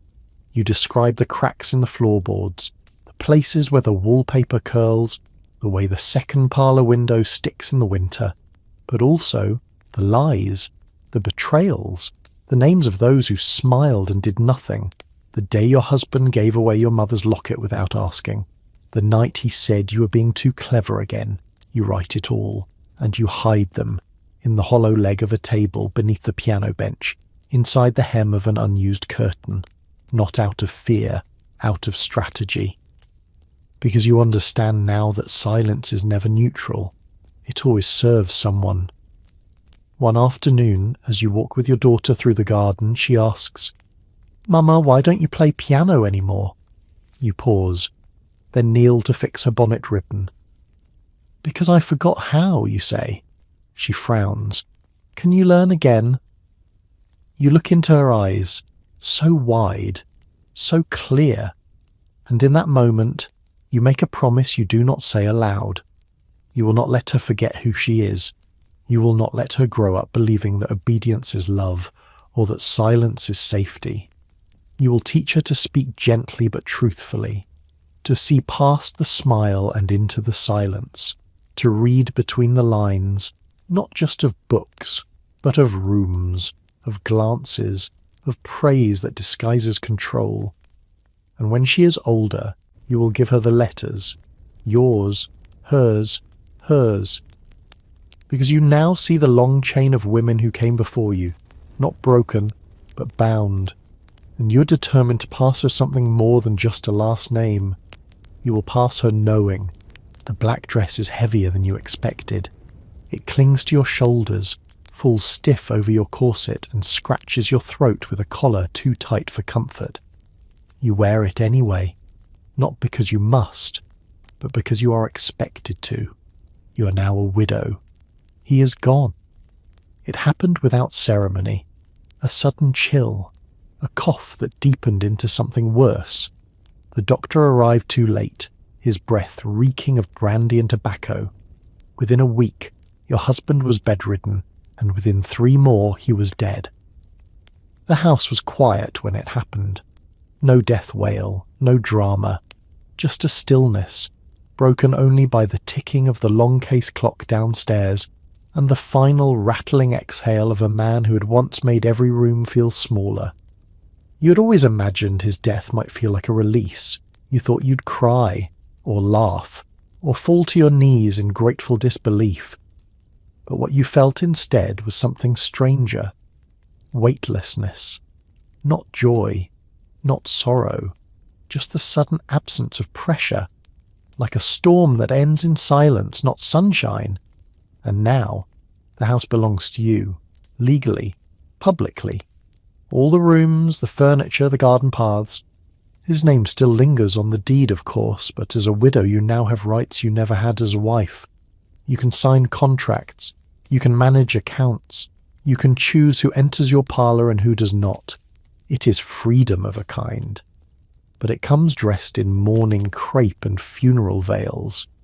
There are rules, of course. A year of full mourning, during which you may not attend social events, may not wear colour, may not laugh too freely or walk too briskly. You must appear suitably heartbroken, no matter what truth your heart carries.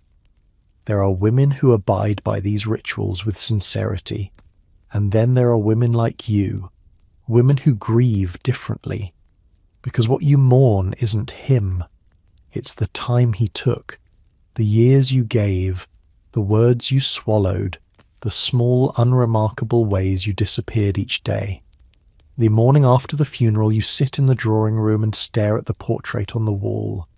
His face, captured in oil and pride, gazes back with the same smugness he wore in life. The painter had been generous with the jawline, soft with the eyes. You almost don't recognize him. You rise. You remove the frame from the wall. The maid watches you, unsure whether to help. You say nothing. You carry it to the attic yourself, past the creaking steps and forgotten trunks.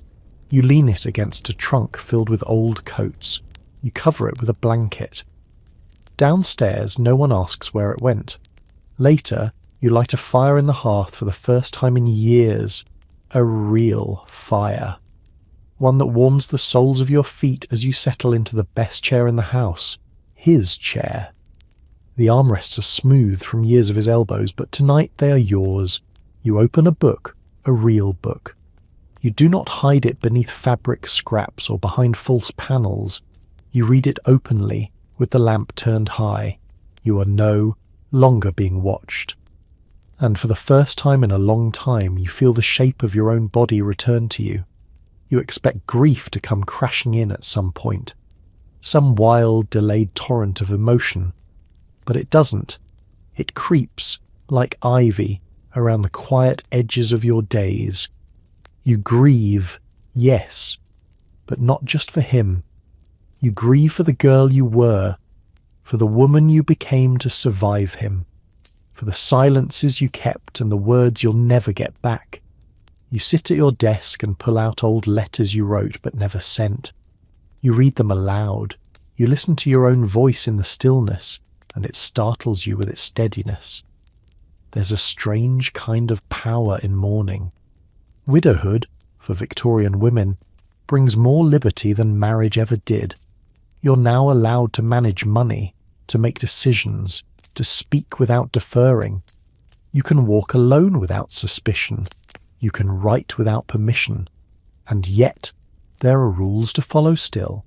They send you a mourning guide, a little black-bound booklet printed in careful type, listing acceptable colours for each stage. Black for the first year, dull grey and lavender for the second. You must decline invitations. You must not attend dances or concerts. You must not laugh too brightly, not yet. Society allows freedom, but only through a veil. You follow these rules outwardly, but inside, a revolution stirs. You make small changes. You move the portrait of your husband from the main hall to a narrow back corridor. You repaper the sitting room, choosing a rich moss green that brings out the light in your daughter's hair. You begin speaking to the staff plainly, without the strained politeness of before. They notice. They respond. There is a softness in their voices now. Not pity, respect. One afternoon, you walk to town without an escort. No one stops you. You browse the bookstore, select a novel, pay with your own coins. You do not rush. You do not glance over your shoulder. The shopkeeper calls you Mrs., and then, after a pause, offers his condolences. You nod, but your mind is already elsewhere.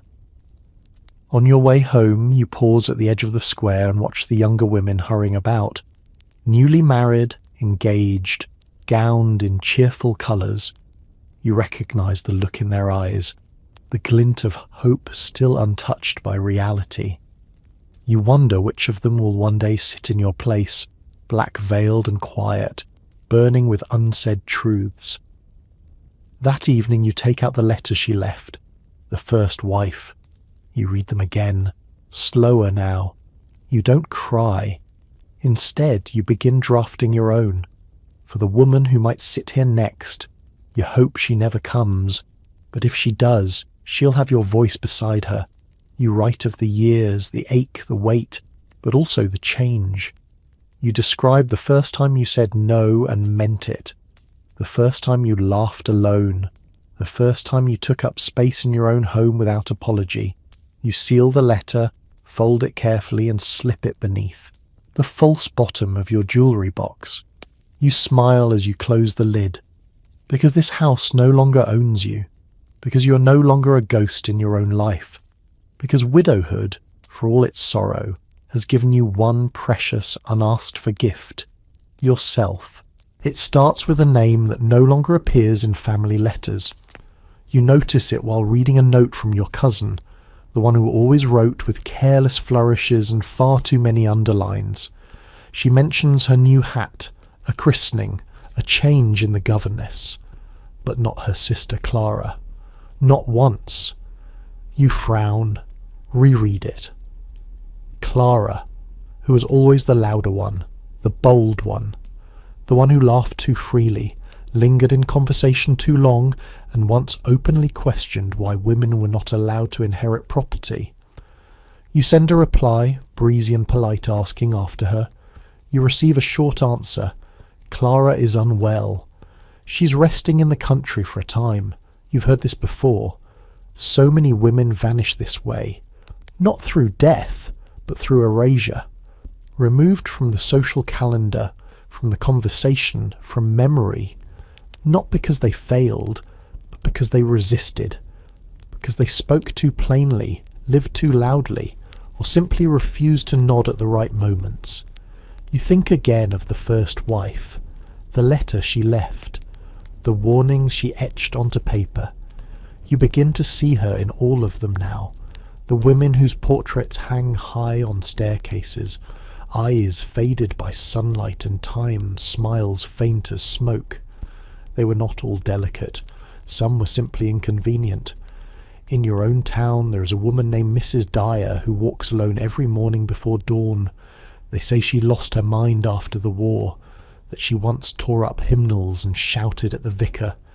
But you've seen her feeding stray cats and reading quietly in the library corner. Her madness looks a great deal like solitude, like sadness that wasn't allowed a voice. You begin to wonder, how many of these mad women were just too aware, too bright, too unwilling to pretend? The term is always the same: hysteria. It follows women like fog, a convenient diagnosis, a velvet noose. In Victorian England, hysteria became a catch-all for women's disobedience, sadness, passion, even curiosity. Treatments ranged from bed rest to ice baths to institutionalization. Anything to restore quiet. You find an old medical text in the attic, a dusty tome your husband once read for amusement. You flip through pages marked with notes in his hand. There, beneath a paragraph about female disorders, he had underlined the phrase, excessive imagination resulting in disruption of domestic harmony. You laugh. Bitterly. It explains so much. You write that phrase down and pin it inside your desk drawer, a reminder of the line you're forever expected not to cross. But you're no longer afraid of that line. Not now. You begin keeping record of women like Clara. Names, dates, fates whispered at garden parties or folded into footnotes. You find that they often vanish after raising a question, rejecting a suitor or challenging a father, and always the excuse is the same: she wasn't well. You write a letter to your sister, not flowery, not safe, honest. You tell her that you're thinking of Clara, that you're worried, that you're angry. You don't know what she'll do with the words. You only know they must exist. That night, you stare out the window and think of all the women whose lives were rewritten by someone else's hand. You decide, softly but firmly, you will write your own. You begin to see the asylum not as a building, but as a boundary, an invisible line wrapped tightly around every woman who dares to step out of her role. You pass it often now, on your walks beyond the village.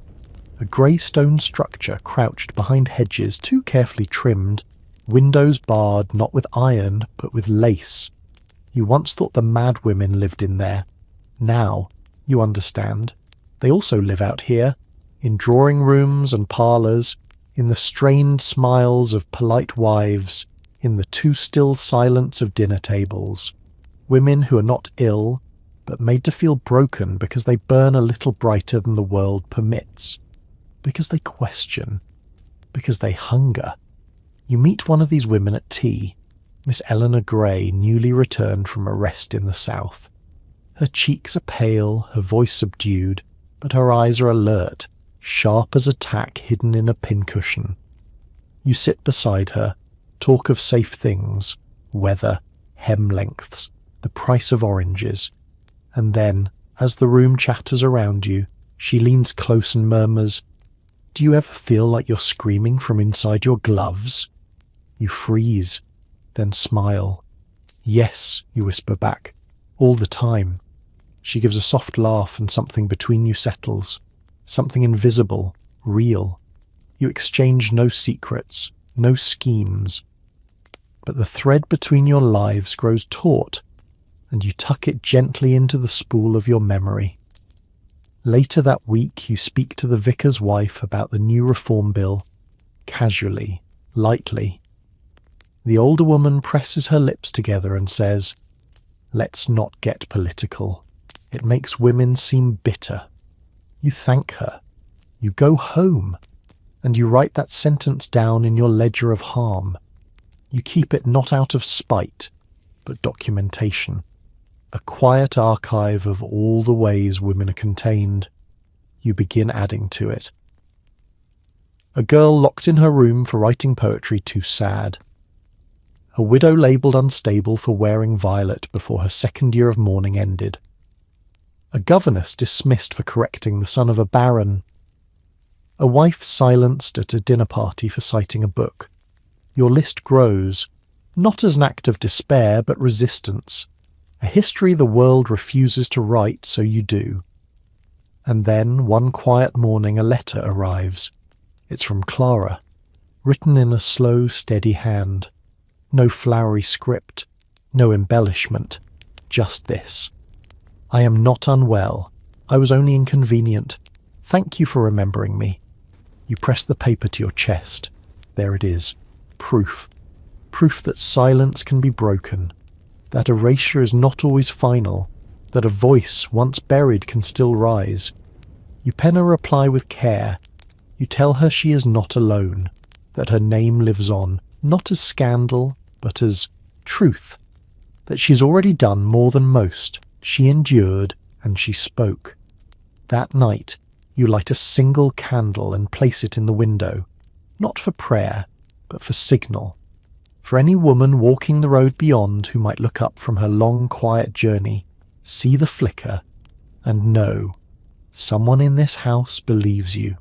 It happens at breakfast, without warning. Your son, 12 now, tall and quick with his father's cheekbones but your eyes, slams his spoon onto the table and says, "Why can't Alice go to school like I do?" The question falls like a thunderclap in the quiet morning. You stare at him, tea cooling in your hand. Across the table your daughter stiffens. She's 9, clever, observant, and already learning how to disappear politely. You've seen her fold herself into corners, sit quietly through dinner, lower her voice when corrected. You've watched her become small, and now your son has noticed it too. You speak gently. Because that's the way things are. Girls are usually taught at home. He frowns. That's not fair. You nod. You say nothing more. Because what else can you say? He's right. Later that day you bring out the old books, Latin primers, mathematics guides, an atlas with edges curled from the use. You call Alice into the parlour and ask if she'd like to learn. She lights up like a lantern.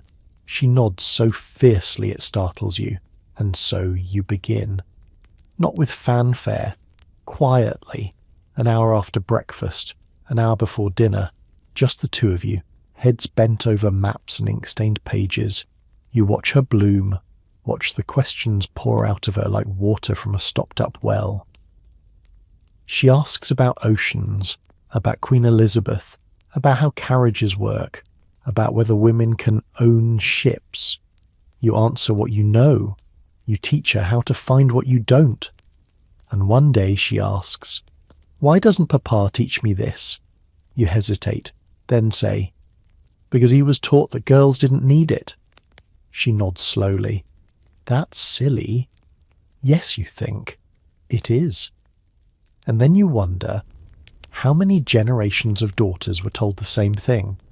You remember your own girlhood, the books you weren't allowed to read, the questions you were scolded for asking, the looks of concern when you corrected someone older. You remember being told to focus on your embroidery, to make yourself pleasing, not wise. And now you watch your daughter tiptoe to the bookshelf when no one is looking. Watch her read late by candlelight. Watch her stand straighter when she recites her lessons. You realize something both painful and powerful. You were never allowed to protect yourself, but you can protect her. You begin rewriting the household schedule, just a little. Her lessons come before embroidery. She joins you on walks where you talk about more than weather.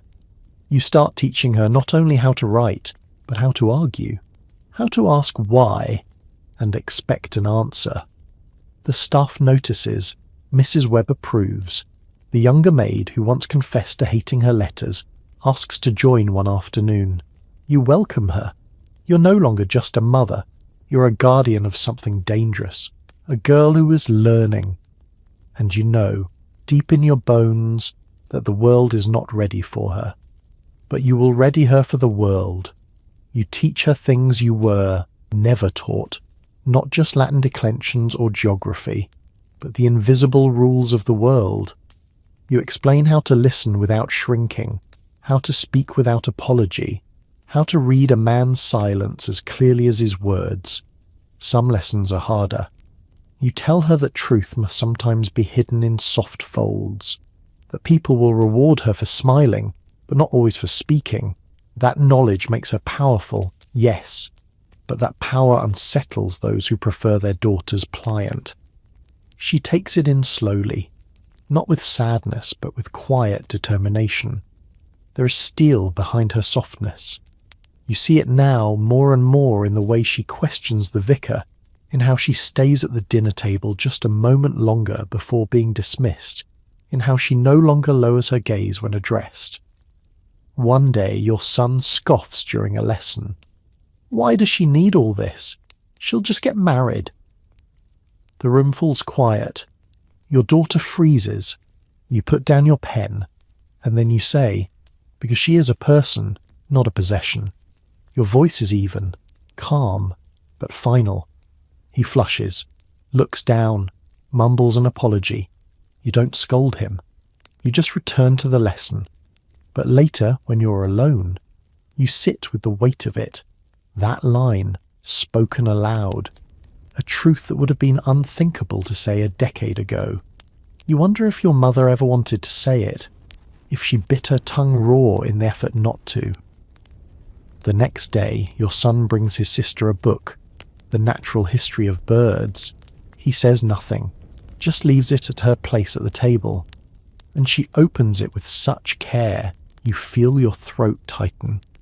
Because this is how change begins, not in parliaments, not in declarations, but in dining rooms, in ink-stained fingertips, in the slow reshaping of what a brother believes about a sister.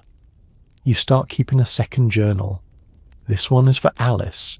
You write down things she says that make you proud. You list the books she reads. You record how her voice grows stronger with each recitation. You want her to have a record, not just of her learning, but of your witness. Because one day she may doubt herself. The world will press against her. She may feel too loud, too strange, too much. And when that happens, you want her to turn the pages and remember that someone once saw her not as trouble, but as hope. You tell her stories from before, not just queens and saints, but the women whose names were not recorded, the ones who survived without fanfare, who taught quietly, who hid books in bread boxes and planted questions like seeds in the minds of their daughters. She listens, eyes wide, lips parted, like she's drinking every word. And you realize she's not just listening to you. She's listening to them, to all the voices history tried to bury. At night, you kiss her forehead and whisper, "You are allowed to know things." It is not poetry, it is not revolutionary, but it is a spell, and you mean for it to last her whole life. It begins with gloves. White kid leather stitched at the wrist, newly arrived from London. You order them because you must attend a memorial luncheon for a neighbour's uncle. You haven't worn gloves like these in months. Tight, pristine, unnecessary. But they are expected. The mourning period may be behind you, but society has a long memory and a short tolerance for impropriety. You slip your hands into them and feel the familiar pressure. Not painful, just confining. Like being wrapped in the invisible codes of conduct that every Victorian woman is expected to know by heart. You glance at your reflection in the hall mirror. Your dress is appropriate. Black silk with minimal trim, no daring cuts, no colours. Your hair is pinned with precision. Your expression, mild, calm, as it must be. And yet, behind your eyes, something simmers. Because you know now that every inch of your appearance has been dictated. There is an etiquette for every part of your body. How you sit, how you speak, how you cross a room, how you lift a teacup. Your voice must be pleasant, your steps quiet, your laughter soft. Even grief must be performed with taste and timing. You've followed these rules for years. You've mastered them. But now that you understand what they're for, you see them differently. They're not guidelines, they're chains. At the luncheon, you listen as women chatter politely. You observe how often they apologize, when their fork scrapes a plate, when they speak too long, when they mention something remotely clever. You notice how their compliments toward one another are always framed as diminishment. "Oh, this old dress! You're so good with words, I'm hopeless. It's a choreography of self-erasure, and you've danced it for too long." Afterward, as you leave, a woman you barely know stops you on the steps. She compliments your poise, says you always carry yourself like a proper lady. You thank her, you smile. But your hands, still gloved, curl slightly into fists. That evening, you remove the gloves and place them in your drawer. You stare at them for a long time. Then slowly you begin to list every rule you were ever taught as a girl. Don't speak until spoken to. Don't eat before the men. Don't ask too many questions. Don't walk alone. Don't laugh too loud. Don't disagree in public. Don't write unless it's poetry. Don't write poetry unless it's cheerful. Don't cry where anyone can see. Don't raise your voice, ever. You fill 2 pages. By the end, your pen is shaking. Not from weakness, but from clarity. These were not rules meant to guide you. They were meant to erase you. You think of your daughter, sitting by the window with her atlas open, tracing the edge of a continent with her fingertip. You imagine her living beneath these same rules. You feel something sharp rise in your chest. No, not her. Not anymore. You walk to your wardrobe and begin, pulling dresses down. Not the black ones, not the stiff ones. The old ones, the ones with colour. A dark green gown, a navy bodice with a bold collar, a cream day dress you haven't worn in years because it felt too youthful. You lay them on the bed, and for the first time since widowhood began, you prepare to step into the world not as someone who is mourning, not as someone who must appear proper, but as someone reclaiming space. The next morning you dress differently. You choose the dark green gown, not garish, but bold enough to feel like a whisper of defiance. You leave your hair a little looser at the nape, and when you walk down the stairs, you do not rehearse your posture. You let your spine find its own rhythm. Your daughter sees you first. Her eyes widen slightly, then warm into a smile. "You look like spring," she says. You nod, smile, tuck a strand of her hair behind her ear. But your thoughts are elsewhere, on the unspoken tension you carry in your body, the habitual tightness in your shoulders, the way you've taught yourself to take up less space with every passing year. You're not rebelling, not publicly, but even this quiet shift feels like a revolution. Later at the grocer's, the butcher stares a beat too long. You ignore him, you're used to it. It isn't him you're dressing for, it's for the parts of yourself you thought had been swallowed. Mrs. Dorsey, the baker's wife, stops you near the turnips. She gestures toward your sleeves. "That colour suits you," she says, tentative. "I thought you'd given up dressing like that." "Given up?" you ask softly. "Well, you know, widows, and you've always been so proper." You meet her eyes. "Maybe I'm still proper," you say. "Just properly alive." She blinks. Then, very faintly, she laughs. "I might try it too," she says, touching her own dull hem. "It's not about vanity. It never was. The colour of your dress is not a scandal. But it is a choice. And women like you have so few of those that even a shade of green can ripple across the village like a sermon.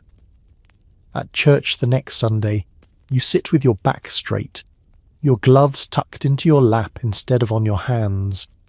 You don't nod along to the sermon's familiar refrains about obedience and quietude. You think about the old women buried in the cemetery behind the chapel, most of them without epitaphs beyond beloved wife or devoted mother. You think, they must have dreamed louder dreams than that. When you return home, your daughter asks what you think heaven is like. You pause. Then you say, "I think it's a place where no one tells you to hush."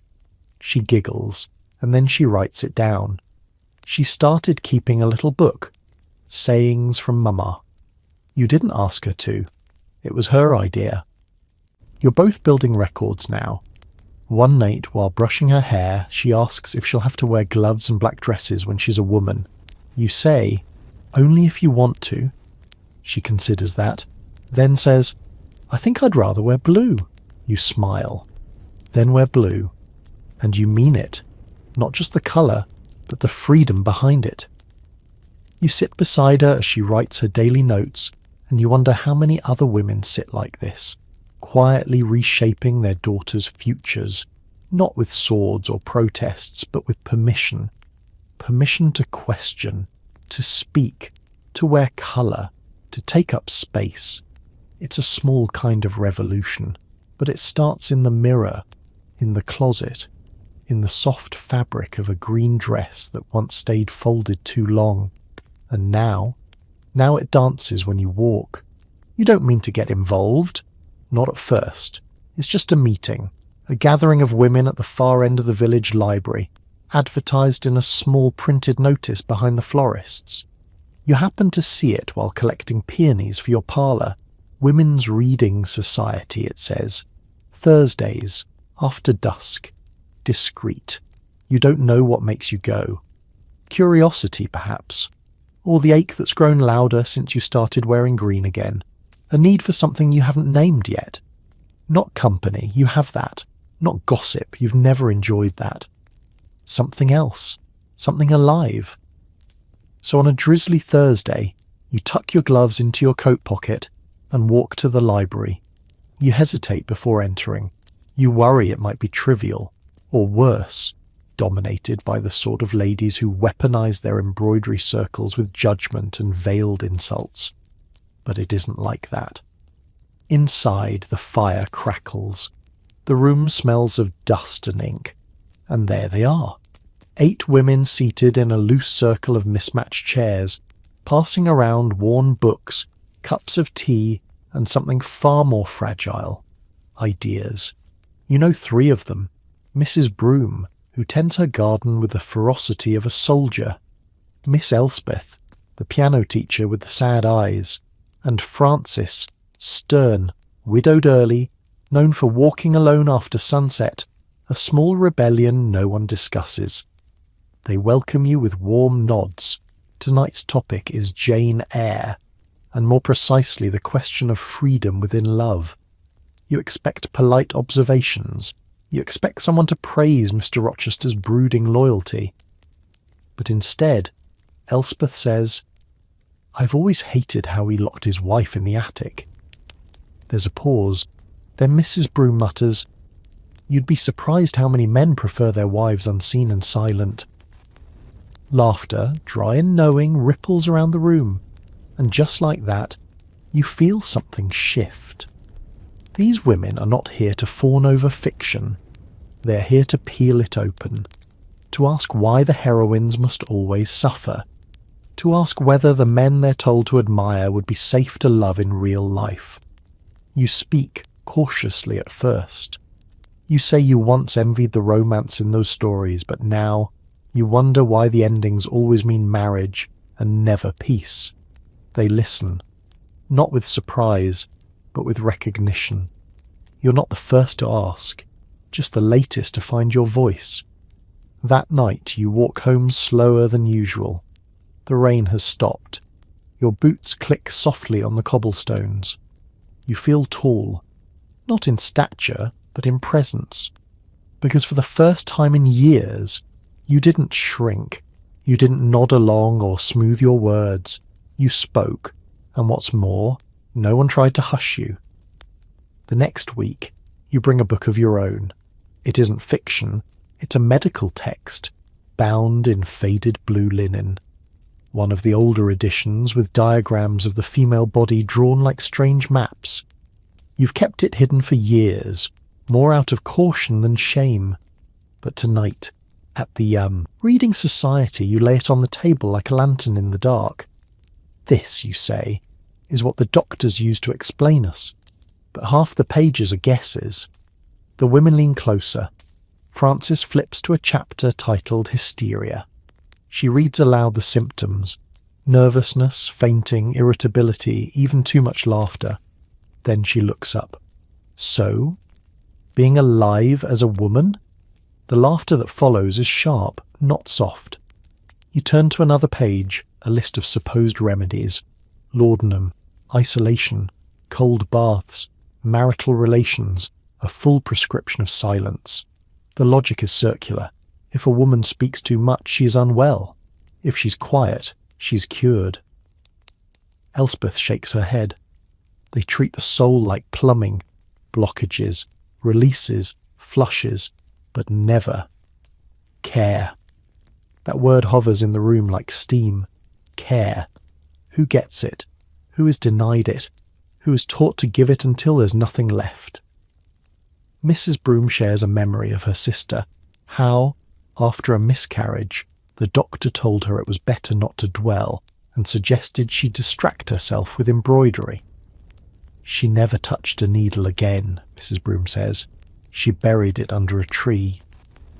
You imagine that little grave, somewhere in a quiet garden, a spool of thread tangled with grief.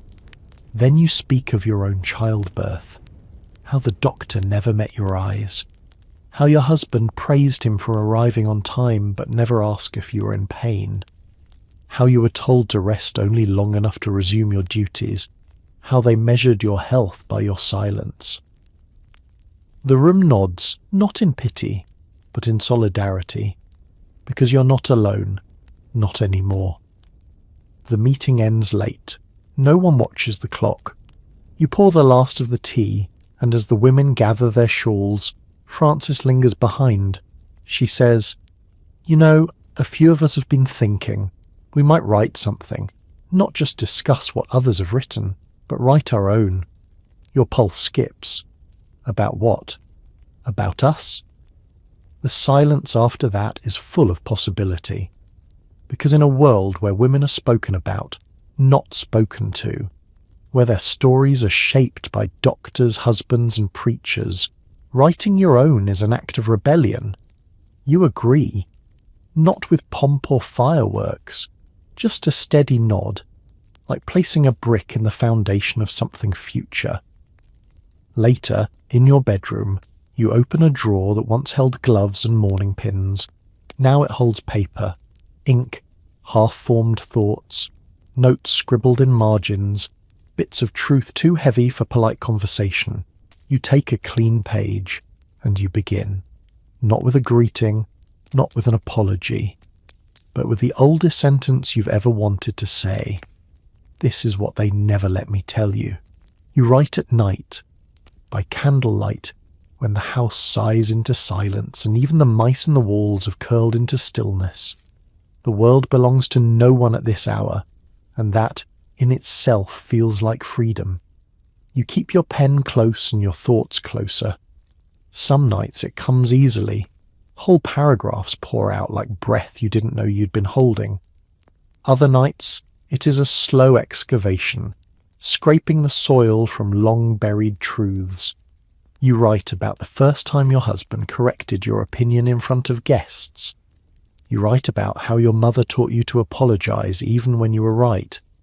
You write about the moment you realized that being a good wife meant disappearing so quietly no one noticed you were gone. You don't write for an audience, not yet, not even for your daughter.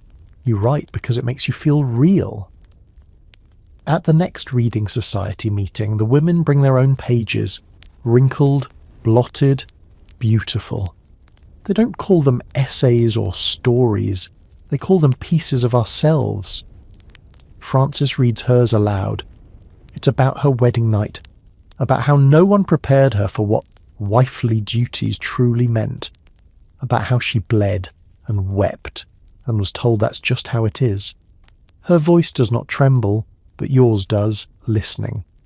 Elspeth writes about the piano, How her fingers could never quite play as she wished after the man she refused began to spread rumours. How a woman's reputation can be broken with a whisper, and her talent buried in shame.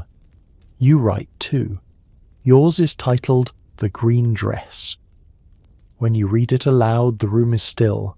Even the fireplace seems to pause its crackling.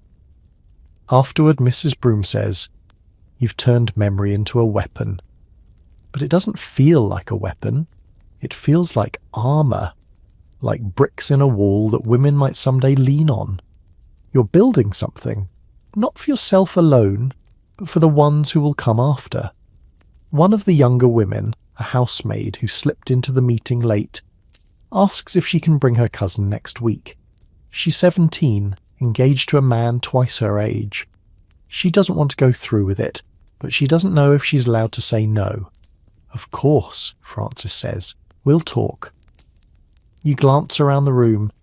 These aren't politicians, not revolutionaries, just women in shawls and spectacles, some with hands calloused from laundry, others with ink-stained cuffs from writing past midnight. But together, there's something more. A whisper becoming a hum becoming a voice. And soon, perhaps, a voice becoming history. The letter arrives on a Wednesday morning. It's not addressed in your husband's hand, nor from any of your family. The paper is coarse, folded twice, and when you open it, the ink bleeds a little at the corners, as though the writer's hands had trembled. It's from the housemaid's cousin. She writes simply. She thanks you all.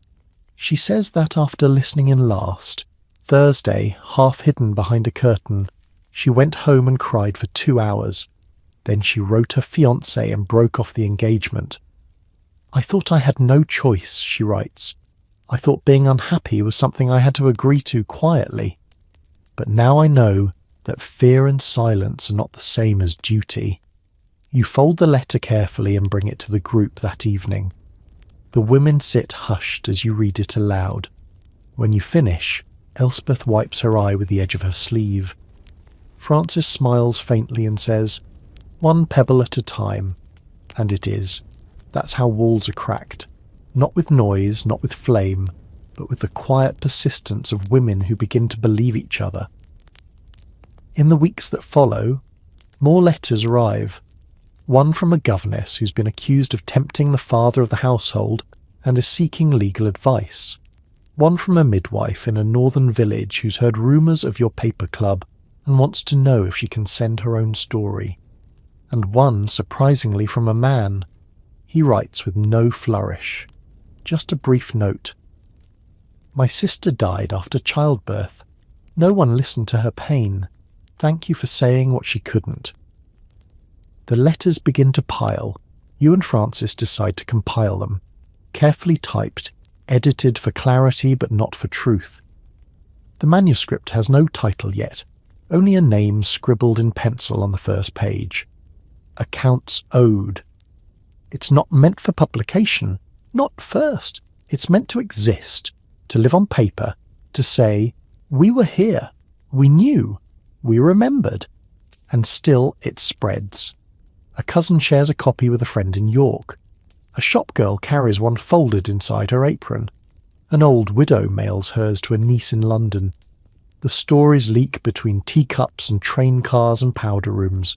Not loud, not fast, but steady. A whisper becoming a hum becoming a voice.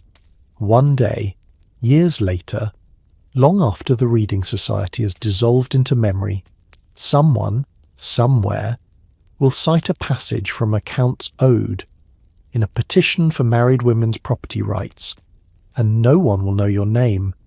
Not exactly, but they will quote your line, the one from The Green Dress. If you teach her silence, don't be surprised when she vanishes, and you, wherever you are, will feel it, like wind over old stone, because even if you never saw a revolution, you were one. The street is quiet when you leave the bookshop. It's late, later than you usually walk alone, but tonight you don't mind. The cold is sharp and clean, and your steps feel lighter than they have in years. Tucked beneath your arm is the first printed copy of a Count's Ode, bound in soft grey linen, your name nowhere on the cover. That was the agreement. No one author, only women, together. You pass the bakery where Mrs. Broom once fainted from hunger in her youth. It's closed now, the windows fogged from inside, but you smile at the memory of her standing in your parlour, strong as a brick wall, saying, "We don't need a revolution, we need each other." The gas lamps flicker. You turn onto a side street and catch your reflection in a shop window. Older now, of course. Wrinkles at the corners, a softness in the jaw. But your eyes, they still search, still question. You nod at the woman in the glass as if to say, "We made it farther than they ever expected us to." At home, the parlour smells faintly of lavender. You sit where you always sit, on the low chair by the fire. The pages in your hands are warm, the type crisp and dark. You open to the first story. Not your own, but one from a girl named Miriam, who wrote from a small village outside Bath. You remember her handwriting, upright, nervous. She'd written about her mother's wedding ring, about how it didn't fit, not just her finger, but her life. Her mother used to say, "A ring is just a circle. It keeps you in, or keeps them out." You touch your own hand, bare now. You haven't worn your wedding ring in years. The fire cracks once, then settles into a slow burn. You turn the page. Somewhere outside, a carriage clatters by. A cat yowls. The city does not stop. But in your parlour, time does slow. Just a little. You think of the women who couldn't be here to see this. Women who stitched their resistance into seams, who slipped forbidden books beneath crib mattresses, who taught their daughters how to lie still and survive, and who, in quieter moments, whispered, "But you don't have to."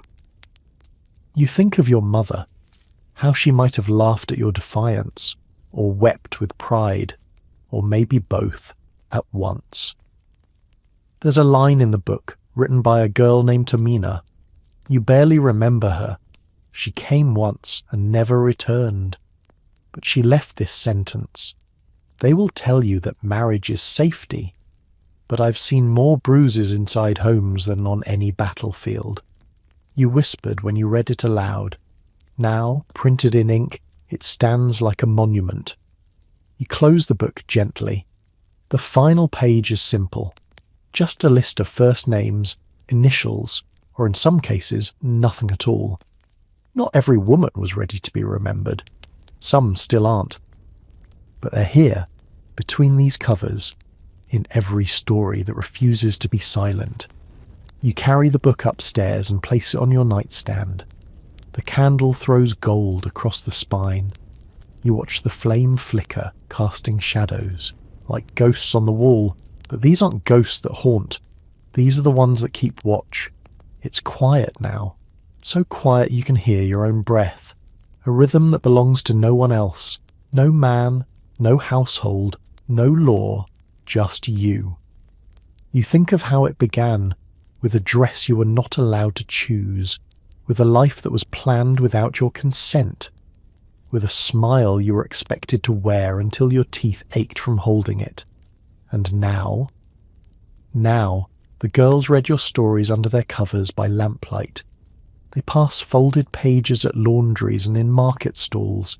They whisper truths you were once punished for saying out loud. Change never looked like fire. It looked like this, like a circle of chairs in a dusty room, like ink stains on a kitchen table, like voices rising, not all at once, but eventually, undeniably. The Parliament hasn't read your book. The judges haven't changed the laws. The newspapers haven't called you brilliant or brave. But something else has shifted. A daughter says no. A wife walks out. A girl breathes easier, knowing she's not the only one who doubts. And you get into bed, pull the covers up, Feel the old ache in your hip. And for the first time in a long while, you sleep without fear of being needed. No one will come knocking. No one will demand. You're not someone's servant tonight. You're not someone's shadow. You're the keeper of stories. Outside, a dog barks. A bell rings faintly down the lane. But you're already slipping under, into a place where women speak freely, laugh loudly, and wear what they choose. A place stitched from all the lives and loves that never made it to the history books. But you remember them, and now someone else will too. And as you drift off, you imagine the candle burning just a little longer, its light a quiet vigil for every woman who never had a voice, for every wife who never got to say no, for every girl told to make herself smaller. The room fades into warmth, and the creaks of the floorboards become a lullaby. You breathe in, slowly, let it out, softer still.